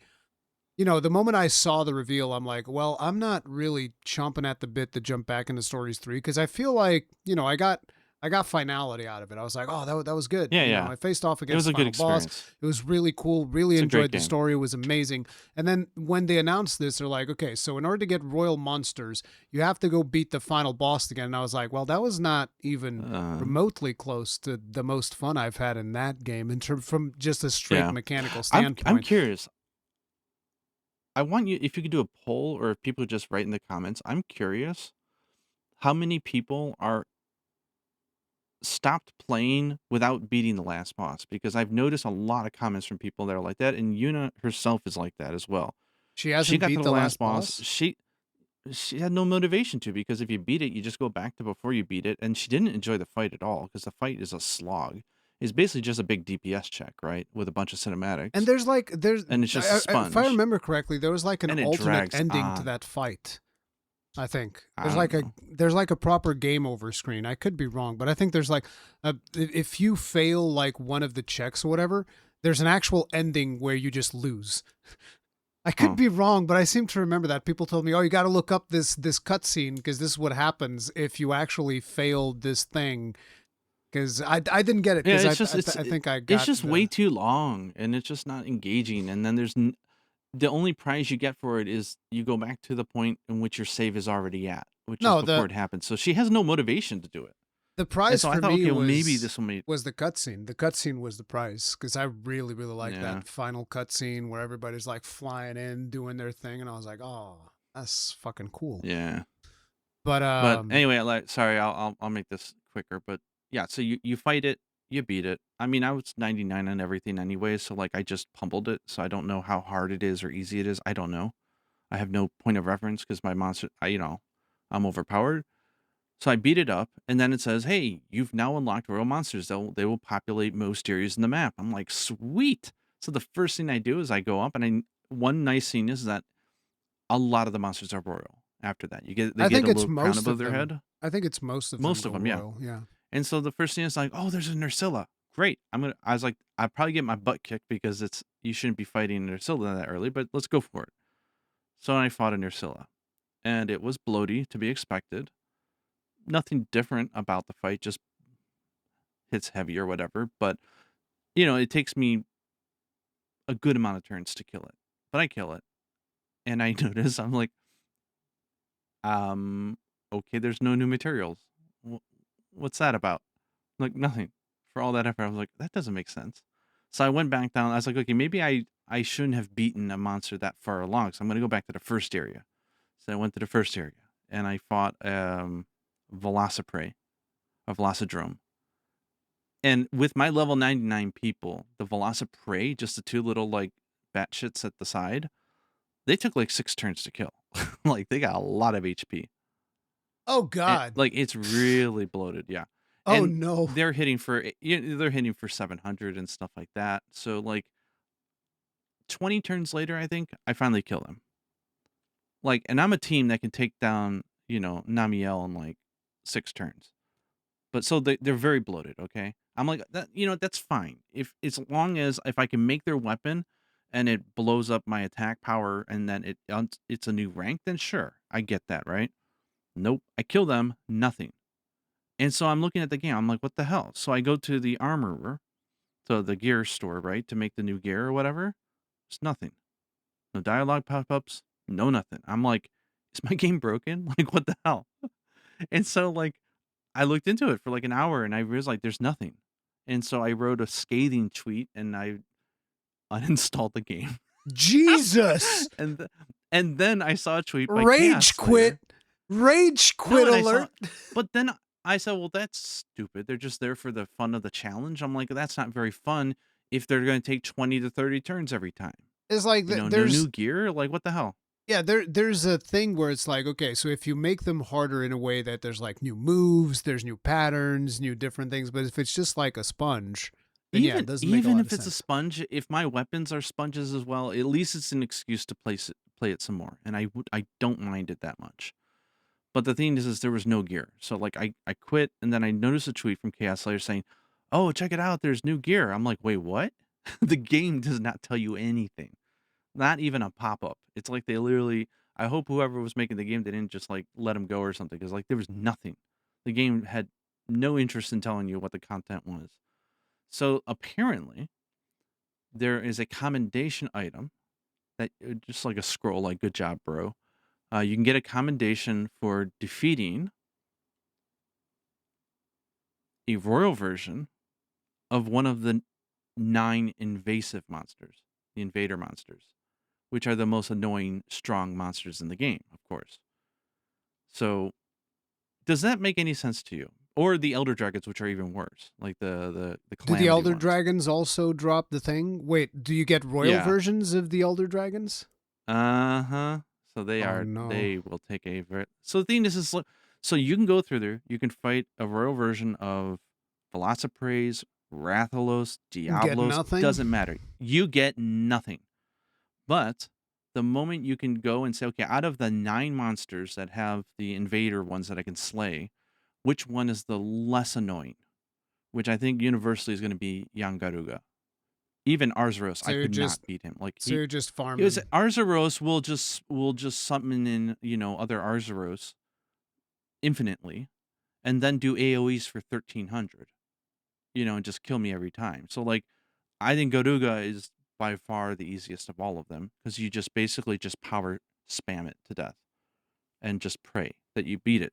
The thing is when you defeat and you slay, so the monster you have to fight is harder than the royal monsters on the field. But by defeating it, you get a commendation, which is not a guaranteed drop, by the way. So if you Wait, don't eat it's for, not even a it's not even a guaranteed drop? no, you don't even get a guaranteed drop, Oh no. and it only drops 1. So if you don't eat for the get more items from a den, because for some reason it counts as a den reward, not a battle reward, then you only get 1, which you can't do anything with it. So you activate it, you beat it, you pray to God that you get a drop. And if you get a drop, you get maybe like 2 or 3 commendations. Sometimes just 1. It sucks. Then the game still doesn't tell you, hey, you can now make something. Like there's just nothing. So if you go to the smithy then, and hidden away in the menu, it's kind of hard to tell. There are 6 armor sets, 1 for each element from the monsters. Like Mizutsune is the water one, and Rathalos is the Rathalos is fire one, or fire. whatever. Yeah. So they added in a high rank armor set, 1 for each element. That's it. There's they don't look different. They're the same model, just have a plus mark. The thing that we were expecting, right? They have better skills. They open up Wait, more you slots, said and you said 6 new there's armor sets. Isn't it 5 6 new elements? armors. The non-element counts as Oh, okay. 1. Constance. Okay. Not elemental. Yeah. So you have 6 armor sets, each with 3 versions, right? Because there's upgrades to it. It's not just one final upgrade to your existing set. They're completely independent. All All three of them upgrades only require take them. commendations. They all require commendations. None of them require you to fight the royal version of that monster, by the way, because they just didn't add in high rank items for the fighting. There's no reason whatsoever to fight any of the royal monsters because they don't give you anything. You can just insta kill a regular version and get all the materials you want. All it uses is commendations and regular monster parts to make the high rank version of the armors. Like, I don't mind that they didn't do anything to the models. I don't mind at all. But at that point, then you go, okay, if you went through the effort of adding royal monsters for everybody, and you're not going to change the models, why didn't you just slap a plus symbol on all of them and let me fight all the monsters? Why only 6? It's like they literally just told them, guys, wrap it up. You got 2 weeks to finish it up. We got to go. I think that might have been what happened because in your video you asked the question, "Oh, we got all this stuff for Stories 2. Why aren't we getting it for Stories 3?" Yeah. And I basically and it came out earlier than question. expected too. I answered the question. I went online and I was like, "How many copies did Stories 2 sell?" It sold 2 million copies. And then how many copies did Stories 3 sell? It hasn't gotten to 1 million yet. So it's like it's so deserves it. It's such a good game. It deserves it. Yes, it does. But at the end of the day, things don't, we don't get stuff based on merit. You get stuff based on sales. Because like, I'm not asking for them to like, do anything beyond what they've already implemented. It's just like they literally just cut them off or something because it just doesn't make sense. It definitely feels like they messed up the. Again, I haven't played it, so I'm just going off of your experience. But it definitely feels like a situation where they just messed up the progression loop because like. We've always had the progression loop. Okay, you fight this monster that gives you the materials to craft the gear to fight this other monster. So, like, for instance, you would fight, let's say, the Gypsros.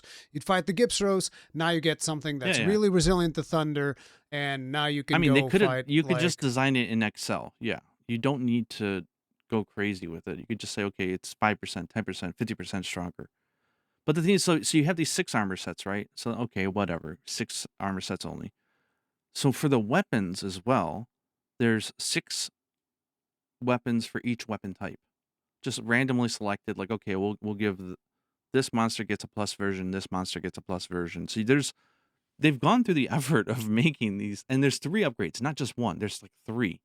When they could have just said, okay, you know what, the high rank Rathalos could be the middle one, and then this monster will be the higher. No, they just made it just 1, and there's 3 stages, which you could just blow through if you get really lucky and you get some commendation drops. You just boop boop. Okay, it's upgraded level 2, whatever, and it's a huge difference. Like the top attack power in the game is like 170 or something. The initial version of these is like 250. It starts at and goes to 350. That seems like a high rank to G rank level of. Yeah, but they didn't spread it across anything. I just don't understand why. It's almost, my guess was that from what I understand from memory mapping, changing save data and adding in new items introduces a huge amount of QA. It almost feels like they had a slot for commendation and they just said, you know what?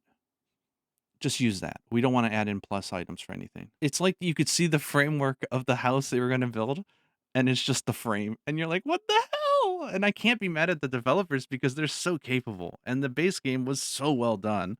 I'm like, they did you guys dirty, man. Like, come on. So yeah, it was a bittersweet note. And instead of just bitching about it forever, I said, okay, I will make 1 video. I'll do one podcast and then be done with it. Yeah. And then I'll be done with it because the game is great. And I really want people to go play it. It's just, don't get excited for this update. It's not really, it's half-assed. It's like I will definitely do Rudy's story at some point. Yeah. But the thing is, I'm definitely not chomping at the bit to go fight the harder version of the final boss again because, like I said, it was not the most. I think one of the most fun moments for me in that game was figuring out dealing with Brachydios early on, so that I could get an early. Oh yeah, that was fun. That was really fun. That because you're figuring out, okay, so I'll trap it here and then I'll count on my whoever is with me to do this other thing and blah blah blah blah. That was really fun, and that was that was good. And the final fight, I just didn't find it to be like super fun. I was not giga engaged. And I feel like there were a lot of gotchas in that fight, if I remember correctly. It's like, I tricked you with this thing. You thought it was going to be this, and now it's this. You didn't know. That's great. Yeah. Thank you. You've now murdered like either my whole party or whatever, and I've wiped, or it's like, oh, okay. It's like, and die, come back, learn. Yeah. I don't know. You cannot remove Ratha from your party even after you. Yeah, that was so weird that you still can't. I mean, was that the same thing for Stories 2? I forget. Could you remove Ratha in Stories 2? I actually don't remember. Double check. I don't want to misspeak. I want to say no because I don't remember it being an issue, but I also don't know. So I don't. Yeah, I don't. I would need to know. But yeah, it's and the thing is, like you said, it deserves it because you look at a game like Pokemon, right? And it has all of this tremendous success, and gameplay wise, this is just superior in every way. It's just superior everywhere. As far as I'm concerned, this is superior in every way. This is like, I would say if Game Freak would actually put in some effort, they could have something with this level of quality, but they don't. Yeah, and the thing is the game, like you said, Game Freak has a new game coming out, in which they're not restricted by the Pokemon budget. Yeah. I want to see what they can restricted? do. Wait, I love the way you said restricted by the Pokemon budget. Restricted as in infinite? I will just say no, because trust me, they do not get infinite resources. They definitely should. Developers are usually a hell of a lot more capable than what you see because it does have to do with budget, whether it's time, human resources, or whatever. I want to see them flex their muscles and say, yes, we can do so much better, but we're not given the okay to do so. We don't have the budget. We don't have the manpower. We don't have the schedule. And if we did it, they'd probably get mad. Like, it's just one of those things, man. I don't know. So I'd say, like, overall, love Stories 3. When it goes, okay, which Stories is the best game? I would have to give it to Stories 2 now, only for the fact that it's the full package. For the post-launch support, you think? I still prefer Stories 3. Even Stories 3 has the best system. It's got the best feel. Like, mechanically, it is the polished version of 2. It is so much better. Yeah. But I think if you're going to go into a game for, like, truly satisfying story conclusions and exploration and follow-up support and being able to enjoy the system post-game, 2 is such a good game. Like, no. I would still prefer, like, listen, I love 2. You know, I love 2. I thought 2 was amazing. But, like, if you're going to give me the choice, okay, you can play one or the other. Because I mostly look at Stories as the type of game that usually I will play and then be done with. 2 is the one that I played the most, right? Because that one had way more. If it's going to be a one and done, then 3 for sure. But if you want to do, like, a one and done, 3 is way better in every aspect. If you plan to play less than 100 hours, 3 is your game. If you want to play for... Yeah, if you want a 200 game to, or like, more, grind for the longest time, then 2 is better, yes. But yeah, that is the Stories 3 situation, so to speak. Both of us still heavily recommend the game. The game is awesome, but oh god, please buy it. Show Capcom they made a mistake. Yeah, the final free title update has a weird progression loop. I don't know if it's final. That's the thing. Some people have pointed out. I don't know if they've ever said officially this is the final update. It's the only update it's gotten. So I don't know. So I did a podcast. But I think I did a podcast with Joe and Jono, and kind of the language they use throughout the podcast leads me to believe that, like, yes, they wanted this to be a one and done. Like, they don't want this to be a forever game in kind of this, not even a forever game, but like the type of game like Monster Hunter that gets like a year plus of support. They were not passing that image at all in that podcast. So that's why, to me, I think, I'm not sure, I don't know, but I think that this will be the final update and then they're kind of done with it. And so I feel like that update is maybe missed the mark on the progression loop from your experience.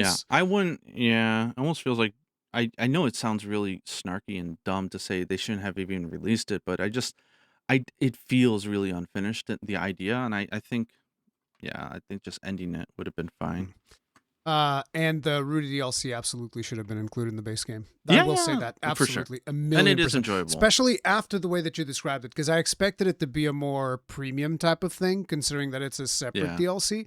But considering the importance of the character, its relationship with previous entries in the game, and everything, it just feels like a crucial part of the game that just got ripped off the game and then sold back to you for $10. It definitely Yeah. feels that way. I am curious if they decided not to make Nergigante a Monstie or even have gear is tied to the sort of like the pushback that they got from the community at making this a DLC. Because I can see like people being really pissed off if you got Nergigante eggs after you cleared it, and then they're So like, it's "Wait, like, so but then you're taking that a doesn't monster make from sense Stories because 2." if anything, it would make even more sense to include it as a monster because it's like, okay, this is $10, but you get Nergigante. Yeah, And they would get more exactly. Well, sales. So no, I think they that's probably said it's a lose-lose situation. We're not letting them flesh out the Royal Monster system. Let's just cut it and just say it's a story done. You know, yeah. I don't know. I didn't like the way that there they is a handled royal that version of DLC. him though. I didn't mention in my video. There is a royal version of Nergigante. One final side quest that unlocks, and if you beat it in like X amount of turns, you earn like 20 commendations or something like that. Like it's just an alternative way to earn a bunch, and it's a final challenge if you really want it. But whatever. I mean, good luck if you're going for it. Moving right along, we also have Dragon's Dogma news to talk about. And I did not see that coming. I don't think anybody saw it coming, especially it was like somebody flashbanged me during that Nintendo Direct. Because I'm just like, and coming up next, and I just see something, I'm like, that looks like Dragon's Dogma. And it's like Dragon's Dogma 2, Dark Arisen. And I was like, what? Wait, Darker, what? What? You can't do this. What do you mean? It's like, because it's a double whammy, right? They're announcing it at the Switch Direct of all places, especially when it's a game that had all of these performance issues, and they're just like, yep, we're releasing it on the Switch too. You're like, wait, not only are we and saying that we fixed the issues, and it's called Dark Arisen, so then you get the double whammy, and you're like, wait, is it like the Switch 2 version of the original Dragon's Dogma Dark Arisen, but it's got a 2? It's like, what's going on? It was so weird, dude. I was like, I don't understand. It was like Giga Flashbang. I don't know what's happening. You know, I think it just reminds me why news not leaking is such a fun thing, because yes, that feeling of just being like, what is going on here? It's such a fun feeling. Yeah. And they really so Stories 3 didn't get the after support we wanted, but instead we're getting even better after support than we even dreamed of for Dragon's Dogma. For Dragon's Dogma 2, because I think most of us had already accepted. It's like, okay, this is not going to happen. It is what it is. You remember the whole thing with the second anniversary picture? Did you follow that drama? Well, not really drama, no, but didn't. This was like, listen, what happened was they released this picture. Here, I'll link it to you. Give me just a second here. Where's the message thing? Damn it. Hey, oh wait, it's right click. Stop. Stupid. Yeah, Dragon's Dogma 2 is the opposite. Like, it had so much potential for greatness, and it felt like it was cut out a little bit. Do you see that image? Okay, that's the second anniversary celebratory thingamabob. Most people will know which image I'm talking about. So that's a cute image. If you look, like, one of the first replies there is going to be by Chainsaw McFacepunch. And he says, there's a note on the table. It says, sightings of griffins flying in from the northern region of Oregon have been confirmed. Is Oregon a new region? It's never mentioned in the game. So somebody went through the trouble of, like, translating that using the alphabet from Dragon's Dogma.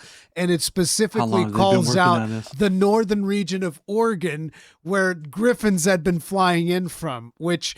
You know, people went through and they were just like, yes, this DLC, it's happening. I'm like, I'm not reporting on this. This is extremely irresponsible. I'm going to give a lot of people a lot of hope. I'm not even touching it. And it turns out it was true because it is the northern region. It's not called Oregon. It's called Norgan. But, you know, it's so crazy that they put it like that and they teased people like that. And then, you know, they eventually announced it. Well, hats off to the salutes, right? Yeah, because like when this was announced, I was like, this is some weapons grade copium y'all got going here. I'm not touching this. I hope you're right, but you know, it is what it is. I was not one of the believers, so to speak. But yeah. So that's they're doing Go ahead. So much. I can't believe how much they're doing. Like, it's not just giving us a sequel like the hard DLC area like the original Dark Arisen. It's Yeah, there's way It's so more much to it more than than that. that. So the director on this one is Kento Kinoshita, who is also the person who worked Yes. on the original Dragon's Dogma Which Dark which Arisen. I've been told I would not. Everyone told me you wouldn't. I loved Dark Arisen. Like I went crazy on that game, and I made videos about it, and I love it. Wasn't And that another everyone's told one? me you would not have liked the original Dragon's Dogma. What you like is Dark Arisen. They're like, it was a different experience, my friend. I'm like, It really? was. It was very different. Yeah, Dark Arisen was very different from the original Dragon's Dogma. Was that not another one of those that I recommended you'd play? I'm Actually, this asking. one came from this came from Socks when Yeah, they Socks released it on Socks Switch. He's like, sent you a Socks code said, for "Hey man, have you Switch. played Dragon's Dogma?" I'm like, "No." It's like, I think you'd like it. Like, I think I bought it on PC once, and I played through like the intro, and I was like, I didn't get it. He's like, "No, man, this is great. Check it out." And he gave me a code for the Switch version. And See, but that's that's what. also a game that was so well optimized on the Switch that like I've Yeah. played it on every platform now, and I still think the Switch is just as good as any of them. Like it's really Oh well done. yeah, it was very well optimized for the Oh yeah, I Switch. fell in love. Oh Like my god, Dark Arisen was good. to give you an idea, the game ran incredibly poorly on PlayStation 3, which was the first platform I played it on. It was so bad. The loading times alone was like a minute of loading times. Every time you die, here's a 1 minute Oh loading god. time. Enjoy it, sir. Did you forget to quick save at some point? Hell, even the quick Oh. saves were like 30 seconds. You'd have to go into the And it menu. had the same issues, right? It had teleport issues and everything, right? It was the same story with Dragon's Dogma 2, What do you mean wasn't by it? teleport issues? Well, a very limited amount of Yes, you didn't have the fairy Eternal stones Fairy and Stone. everything. No. It's almost like history is repeating itself, right? Yeah, The it core is. of the game is golden, but the execution left a lot to be desired. And then Dark Arisen comes in and not only The thing improves the core is, experience, but adds on a huge loop.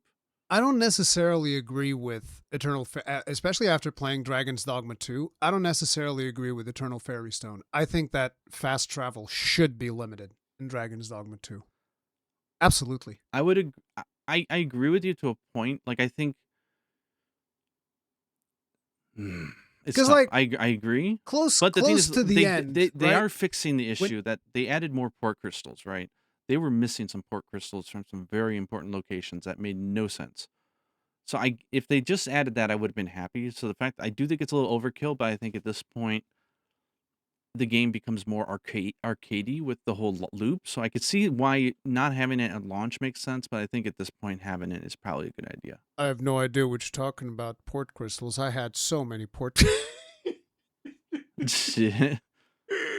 That was so. 10,000 gold I a did. I pop. didn't use them though. To be honest, I didn't use them because it would just like I could afford to put a port crystal wherever I wanted to during Dragon's Nah. Dogma 2.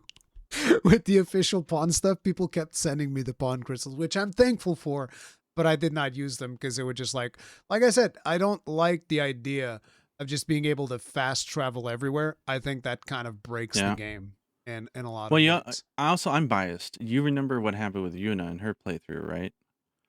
I remember that there She were some issues, like she was she just missed out on one of exploring, the and port she crystals, found. right? Well, the thing is, she was playing, and she found herself in the southern Oh yeah, she got part stuck. of the world. She couldn't And come the thing back. is, she was like a level 3 or something like that, and she was in the very lower levels of the mid game, and there's like everything would one shot her, and there was absolutely no way for her to get back because there was no teleport or anything. And you couldn't even run, even if she ran through at late night trying to escape through the town, they wouldn't open the gate because she hadn't progressed to that point yet. And it was like, okay, you need to restart the game. Yeah, that It was that very was weird. frustrating. But it's one of those funny things that can sometimes happen in Dragon's Dogma. It kind of sucks, but it's interesting that you Comes can with get it yourself comes in a with the jank, situation right? like that. It's there's fun jank, but you can run into the dark side of the jank. Yeah. But so Kento Kinoshita didn't just work on Dark Arisen, he also worked on Dragon's Dogma Online, which is something I've always wished came to the West. Did Oh, I not never come to played the it, but West. I've heard nothing but good stuff about it. Like it's a cult Yeah. I mean, it's favorite. basically a co-op version of Dragon's Dogma, which is something that, most people here were asking for. We're like, this game would be so perfect if you could play with a friend. It would be like the most Mm. perfect thing. and then Dragon's Dogma Online. I've heard that there's like a community supported servers and stuff like that. I don't know. I haven't looked into it because obviously I want to play the latest one for Dragon's Yeah. Dogma. But yeah, he worked on that as well. He worked on Monster Hunter 3 Ultimate. He worked on Portable 30. Also worked on Dragon's Dogma, the original one, as the gameplay lead. Monster Hunter Tri, Freedom Unite, Freedom 2, Freedom 2, G, and the original Monster Hunter as well. So he's got like a lot of chops. Legend. Right? That's why the This is the gameplay. man. What? He's the man. Yeah, so he's got a lot of experience. I think the combat's going to be absolutely phenomenal. I was hoping we'd get some new vocations, but unfortunately that's not going to be happening, which kind of sucks. But we're still getting a ton of content. But the evolution of the battle system is going to be great. Yeah, because like we're getting an update in August that is going to give us a lot of stuff. Number one, you're going to get additional save files, so you can have multiple save files. But these are not for you to have different save states on your one character. These are going to be for 3 separate characters because they want to maintain the whole thing of like you have one save, one character, but now you can just have 3 characters across that.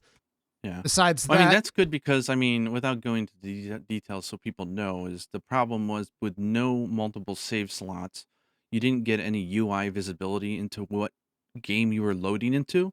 It was like, is it a quick resume? Is it a continue? Is it a load? I don't know. And your game would be stuck in these weird states. And so at least now with a menu, oh, this is, my autosave from last night at 9 p.m. Great. The system was really wonky, so Yeah. I'm happy with that. But on top of that, they're increasing the benefits of Dragon's Plague, so your pawns will become more powerful if they contract It's a pawn beneficial aids. thing, yeah. But yeah, there's also a recovery item, Dragon's Bulk Drought. I forget how you used to cure it. I think the cure before was like, yeah, your pawn just murders everybody in the town. You use the massive wake stone, save everybody again. Don't go to sleep, right? Cured. If their eyes are growing red, and God forbid you had an NPC with red eyes, if their pawn was glowing red eyes and you went to bed, you'd wake up and all of a sudden your FPS was like 200% better because they murdered everybody in town. Yeah, they fixed the FPS problems. Like Dragon's Plague was the solution to the performance issues of Dragon's Dogma 2. But now it's cool because it's a status that you almost want them to get because there's benefits to it, especially if you're about to take on a boss because they get stronger and stuff. And it'll be much more visible. You'll be able to give them an item that just cures it and takes them out of it. So like it'll be very intentional and less consequential. The thing that I'm curious of is I want to hear what the conversation is because you have a conversation with your pawn about it. They say that there's like a associated conversation event. So I'm curious about that. But yeah, I mean, you basically don't go to sleep. You use them while they're gigaroided out, and then you just fix them up. I wonder if it was interesting. Like I did a lot of studying on it when I was in Dragon's Dogma 2 about it, and the amount of dialogue that they have for the pawn as they go through the stages of infliction is really interesting. It's like they had a really interesting idea there. Like there's lots of dialogue. I don't quite feel like myself. I don't know what's getting into me lately, or getting more aggressive at striking a down monster is like, sorry, something took over and I felt this frenzy. And like there's all these little hints everywhere. It's just it was so easy to lose in the jank that you woke up one morning and it was hell on earth. Oops. We murdered everything. Uh-oh. But yeah, that is really cool that you get more interactivity out of Dragon's Plague. I wonder if they also make it easier to contract because in my whole playthrough, I think I got it like once. That was pretty that was what was so interesting about that is like in Dragon's Dogma, even the first one, right, had this sort of same thing where it's unconventional in a lot of its game ideas, and so it led to some really interesting things. And I think the Dragon's Plague in Dogma 2 at launch, it's almost like a STD because it mainly got populated through someone's pawn. Like someone would have their pawn up for rental that had it, and then it would expand into your game and go to your pawn, and that's how it spread. And it like for the first week after launch, like there was only like 1 or 2 wild reports about something's going on with my pawn. I don't know what's going on. And then all of a sudden it's like, oh my god, they wiped out the whole town. And then all of a sudden, like it slowly started expanding, and then it rapidly expanded to the point that people said, "This is a gameplay issue. Like this is affecting my ability to enjoy the game."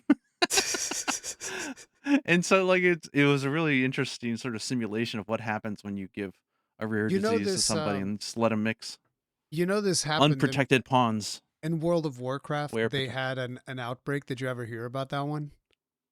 So maybe I don't know. there was a boss. This was like, I think, back in classic World of Warcraft, if I'm not mistaken. There was a boss in this place called, I think it was no, I don't think it was Zulaman. I think it was Zul'Farrak or something. I don't know. It was a dungeon of trolls, and this boss would give you like a blood plague. And so what happened was, this is a debuff that you have to deal with as a raid and all of that. And the person who gets blood plague eventually ends up dying. Then you have to resurrect them or something like that, right?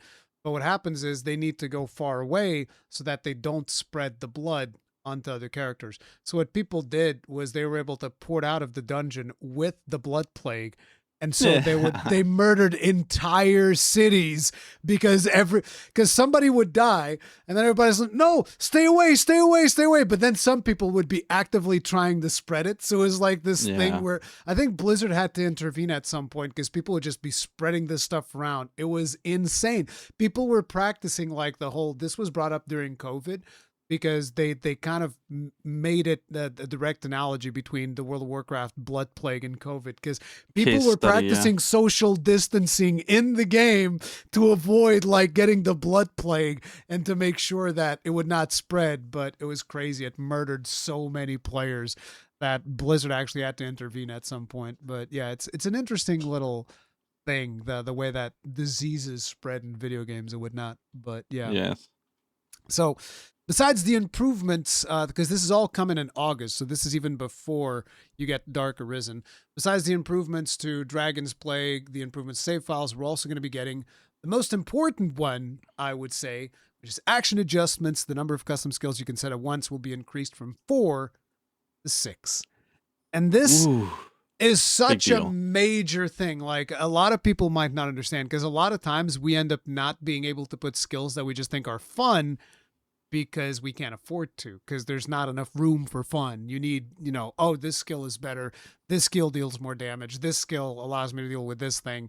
And then I can't have the fun skills. Now you can have 2 fun skills mixed in with all of your like min-max stuff, which is really cool. Yeah, that's going to, I mean, it's such a huge fundamental change, and that's going to really be fun. Because like you got all your basic moves and you've got all the intricate things you can do, and then you had 2 crazy ass skills that you could put on, but increasing that amount just goes, oh man, the possibilities are going to be, oh my god. I re-downloaded the game just to test out to see how it is now, because I haven't played it in a long time. Did you know that they changed, I think this was in the update they just did the other week, they made a change to photo mode. So if you're in there fighting and you just hit the menu button and it pauses the game, they added free cam now. You can completely just free cam around everything and take pictures. Thank God. It's full G pose. It's awesome. So I took some really cool shots. I was like, oh my god, I'm gonna enjoy doing this. Holy shit! Because you could, the character creator in that game is insane. It's one of the best character creators, so good. Like straight up, because I like the fact that it's not just sliders. They have like the presets, and I'm just like, I've always preferred that. Because if you get start messing around with sliders, you always end up like, oh, now the cheeks are too big. Now the cheeks are too small. Now the chin's not right. Now the eye sockets are wrong. It's like, look at the presets, and it has like 50 presets for some of these things. It's like, oh, that's so good. You can just look at the one you want, boom. And then you can still do adjustments on it if you want to do it afterwards. But most important of all, okay, straight up most important thing of any character creator in any fucking video game, and why Dragon's Dogma 2 always wins. I mean, Dragon's Dogma character creators in general always win. You can change the character's height. Yeah. Significantly. And it has action, and it really matters in combat. And it matters in combat. It's really cool. So like, you can actually make a proper dwarf in Dragon's Dogma, and then I'm always, give me my double dwarves. Let's go. I saw you on your stream the other night showing off like your bulky character and messing around with the griffins and everything. Where I had the opposite issue. I was a very small, very petite ranger, and so like when I got picked up, they would fly me up to oblivion and then just drop me to my death Yeah, because I was because you so can't light that they could stop just them. fling me around. Oh, it was so good. Yeah, I've always made like bulky dwarven characters in Dragon's Dogma 2 because you can really make like cool looking dwarves, and I was like, yes, this is exactly what we need. So Yeah, so that's it was really August. cool. It was June 10th. Yeah, they did one of their updates where they added in a bunch of the fast travel adjustments, and I Yep, still think most people will probably want to wait until August for the huge game system update where they're saying the yep. performance is going to be greatly increased. But like, yeah, it was just a note in there. They're like, "Oh yeah, we added the free camera option to photo mode." I'm like, "Wait, what?" So I had to go in there and check it out. I'm like, "Oh my god, this is awesome!" And you can turn off like the headgear. You don't have to have it show. And like, they made all these really nice changes already. So I'm getting hyped. a lot of the stuff that they're adding, this is all the stuff that they're adding with the August update, so it's going to bring in a lot of quality of life. They're also adding, I mean, they've already added, I think, the Eternal Fairy Stone, right? With the June update. Yep, They've added the yep, Eternal those are Fairy in Stone. there. Not the biggest fan of that, but it is what it is. A lot of people want to fast travel. Fine, have at it. Because I still find a lot of the enjoyment that I had was from just manually traveling between places. Yeah, Because that I and would the ox find carts, which caves they're and whatnot. improving. What? I don't know if you read the patch notes, but they're also improving the ox travel, which I really enjoyed, which was the manual like riding a taxi, the ox Yeah, yeah, yeah. carts. There's a new pawn role that they're adding called a defender. It's a Guardian. trait. Yeah. And yeah, guardian, yeah, that will like protect you from being ransacked. I've had some really fun experiences though, like getting woken up in the middle of the night, traveling from one town to the other and getting, The attacked by a hardest group thing of orcs. of that would be to like I need to make sure the ox cart survives so that I can get out of here Yeah. afterwards. A lot of times you'd be like, crap, now I'm stranded in the middle of nowhere and he destroyed the ox cart. What am I gonna do? Well, guess we're walking it. We're booking it all the way back to town, I guess. But those were interesting because like it becomes your own story. Yeah. It's like, oh, so I took an ox cart here and then I got attacked by an ogre. It destroyed the ox Yeah. cart and I had to hoof it the rest of the way. I always Yeah, thought that because that August stuff is was going to add in interesting. a lot of pawn AI changes. Like they're going to be much more like real players. Like there's a That's huge good. list of stuff that they're doing, and so like I think the amount of emergent gameplay, emergent storytelling is going to be even greater. It's going to be so fun. Dude, my official pawn is going to be a goddamn menace now. He's going to be even more fantastic. So cool. Yes, But I will keep my Asterion. He'll be cooking it up online. I faithfully recreated him in the game as my pawn. that goddamn character, bro, Asterion. I had to kill him 3 times to make sure he stayed dead. I'm so hyped. This is another reason why I want Monster Hunter Ascension to go until May because like give me time to really go crazy on this Dogma too. It's gonna be so good. Yeah, it's gonna be sweet. So those are some of the things we're getting with the August update, regardless of whether or not you pick up Dark Arisen. Then Dark Arisen itself, they're based. I find it so weird the way that they're describing it as like 3 pillars, because one of the pillars doesn't really make a whole lot of sense to me. So like the first pillar, and this is something that they've done since the beginning of the marketing of Dark Arisen. First pillar is obviously okay. There's a new area, new story, new shenanigans that you're going to be doing, kind of like Bitter Black Isle, except instead of Bitter Black Isle, you're going to an open region called Norgan. And in Yeah, that open region, which is great. go ahead. No, I was gonna say it's really great because Bitter Black Isle was where the first Dark Arisen took place, and it was its own area and map and own progression system and everything. And this game has so much fun stuff that you can do in the outside world. It's nice that they're going to have an overworld that's specifically Yeah. designed for this update. I would imagine there will still be like dungeons in there, but it's not like just a straight up progressing dungeon like we had Yeah. with the original Dark Arisen. So I think it'll be interesting. It's going to be in the snowy north because we have like a verdant area, then we have a desert area. Now we're going to get an ice area. And that is also going to have the same features they had in Bitter Black Isle in terms of loot. So it is spoils that you collect, and then you go to a character to kind of like appraise them, and then that becomes equipment that you can equip. And that is a thing in and of itself because that equipment can have special skills now in the weapons. So in the original Dark Arisen, if I remember correctly, you had rings that could have skills. And I was told by chat, because I don't remember a lot of this, that those the skills on those rings were randomly generated. So you could have had anything pop up on those rings. So you have high ballad on your character, then you can get like greater ballad or whatever the hell it was called. That will give you like one extra level of charge, and it becomes an apocalyptic level of bolide, which was like a big meteor storm shower.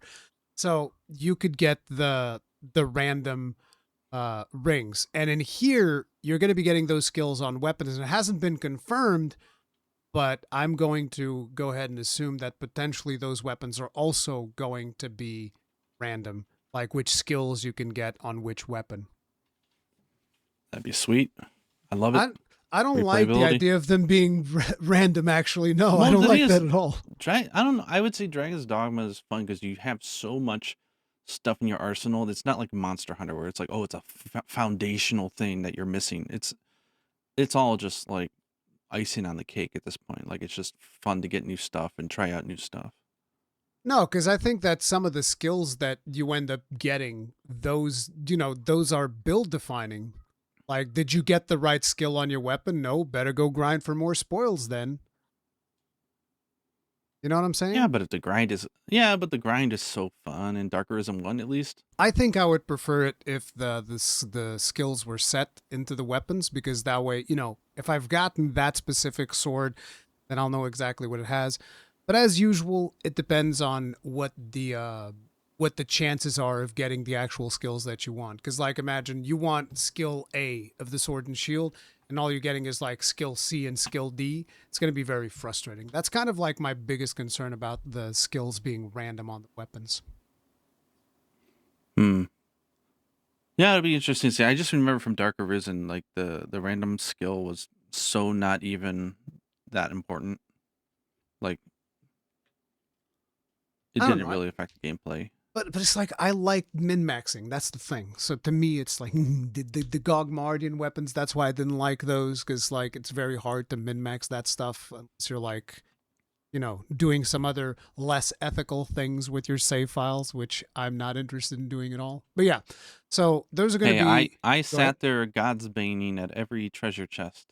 I did this the old school way in Dark Arisen 1. Yeah, but that's the thing. You're going to have to God's Bane even harder now, I feel like. It's just God's Bane chest. I think because you've got the pawns that can satisfy so many different roles that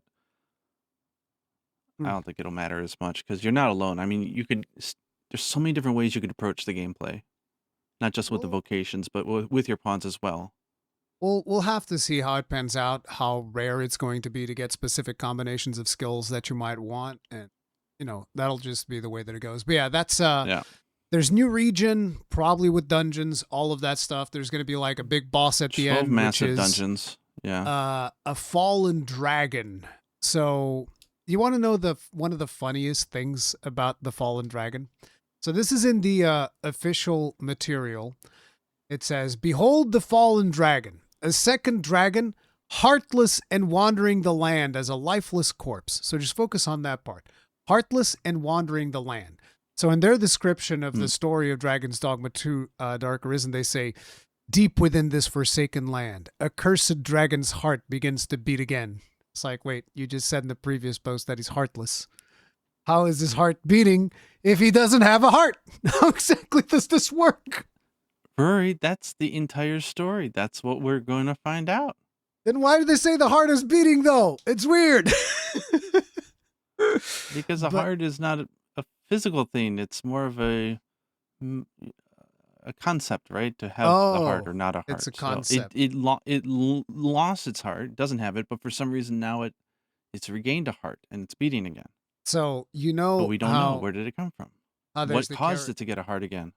Yes. You know how there's the character Air that it says, apart from her determination to hunt the fallen dragon, everything else about her remains shrouded in mystery?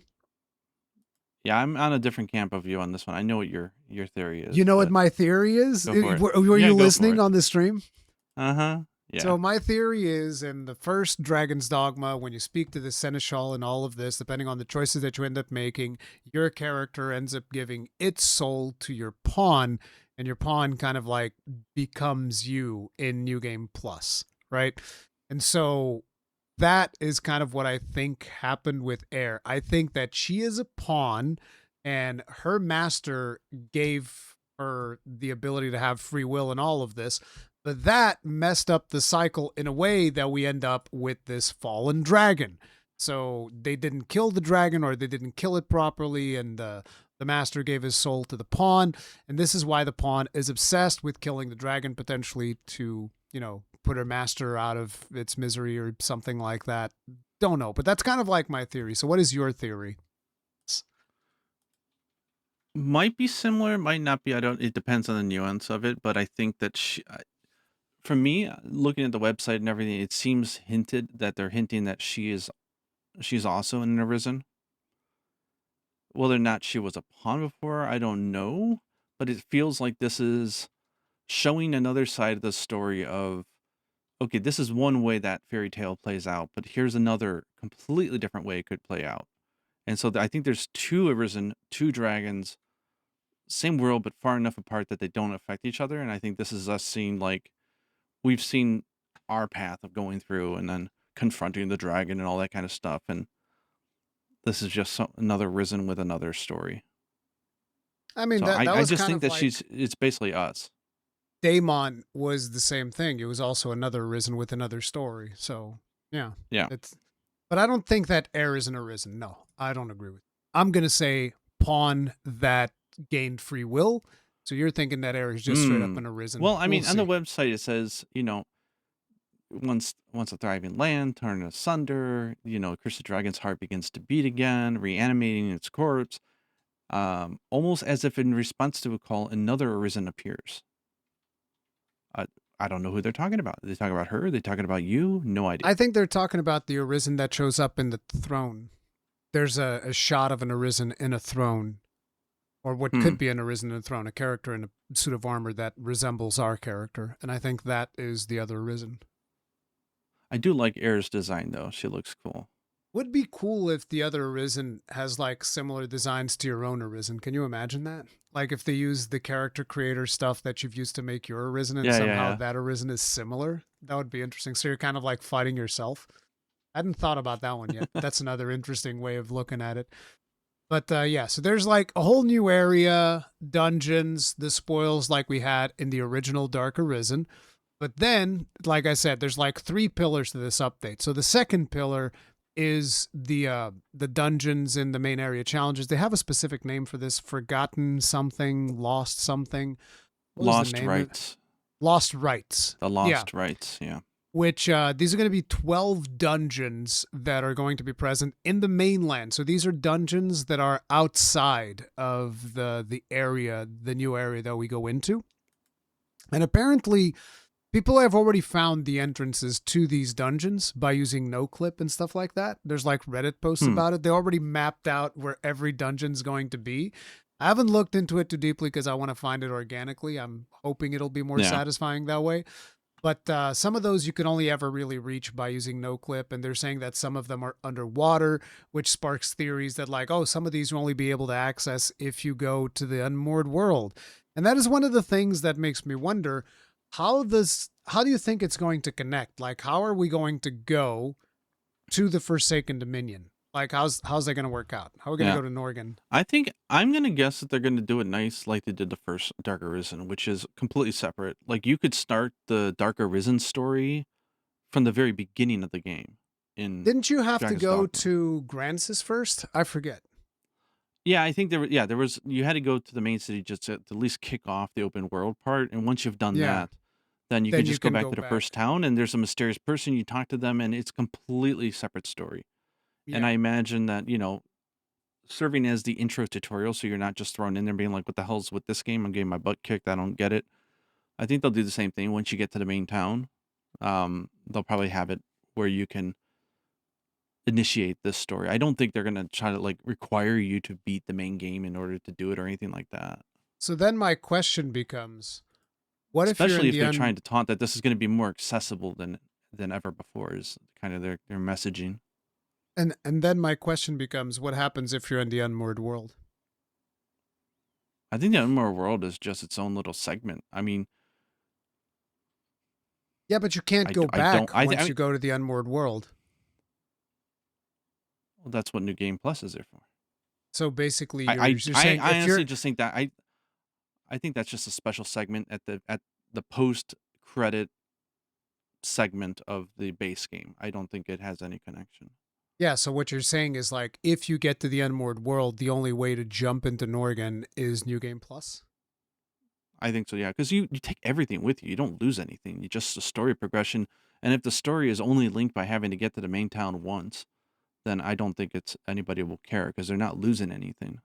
Yeah, it's just my biggest concern is like what happens to a player that just got into the Unmoored World and now they can't go to the DLC area. I don't know. It feels weird because this I think that the first Dragon's Dogma doesn't really have anything like the Unmoored World. So it's not like, oh, Yeah. we're gonna cut you off from jumping into the DLC if you do I mean, this maybe that's specific why they're thing. adding in save slots, right? They're adding in new save No, profiles. Maybe because there's an ability. Maybe because there's an you can't ability to start save. a new game based on your initial one. You can't save like different states for the same character. Yeah, but if you choose new game, you can say, "Hey, you have a game save already from the Unmoored World. Would you like to use that to just start a new game plus on this save slot?" I think I that's think I totally doable. I think that makes it even more complicated. I think you're better off just like forcing people to go to New Game Plus at that point.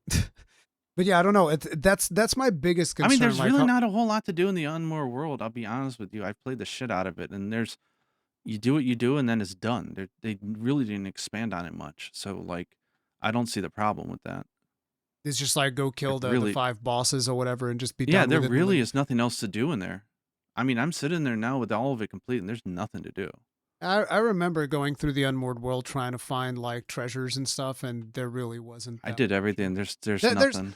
no there are a couple of things that you can only access in the Unmoored World. Like there's a couple of dungeons that you can only access there Yeah, because they're underwater.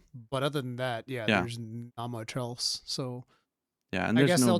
they'll just funnel people into New Game Plus. But I'm just saying it's just a strange thing to have to deal with, and they haven't explained how they're dealing with it. I wonder if they've even figured it out yet. Like, oh, how do we handle somebody that's in the Unmoored World? How did they access the DLC? Like, what do they have to do? No. Yeah. But yeah, those are the things. And then the third pillar was the weird one because they specifically say, more character customization. I'm like, I kind of feel like that's not important enough to be the third pillar of your massive expansion. Hmm.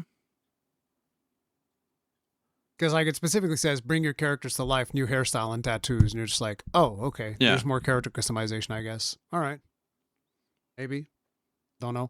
Will you be able to re-edit your character, I wonder? I imagine so. I would imagine they'd let you do it. But yeah, I don't know how that would work.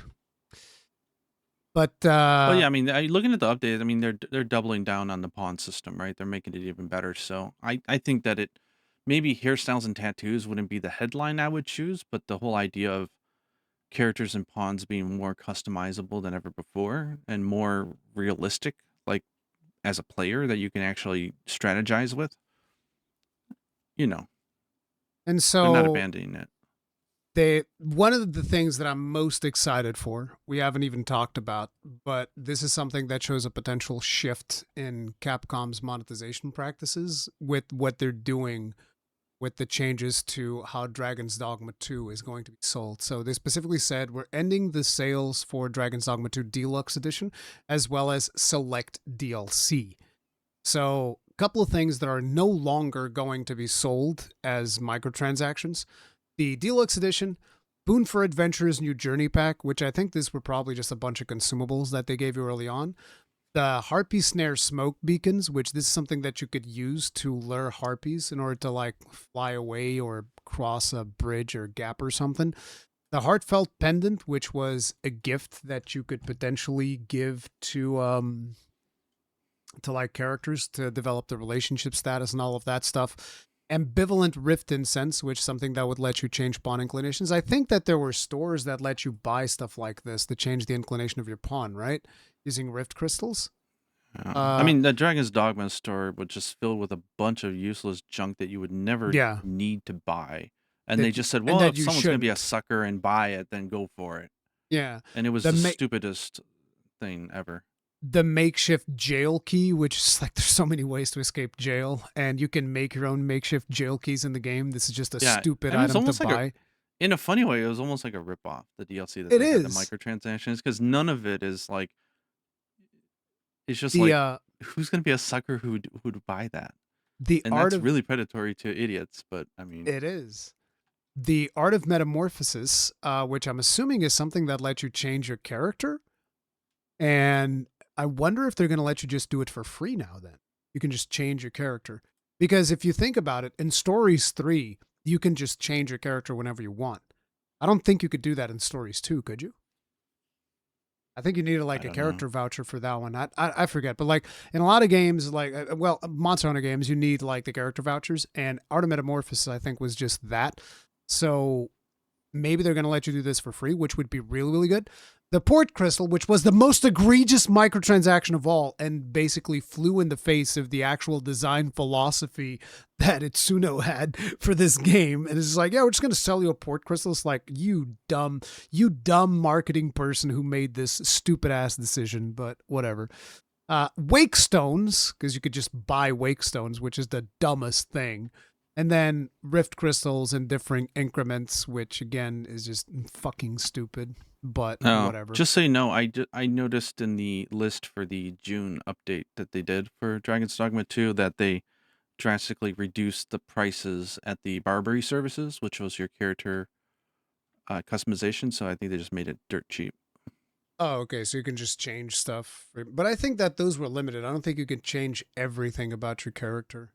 But yeah, like I said, I don't remember how that stuff works.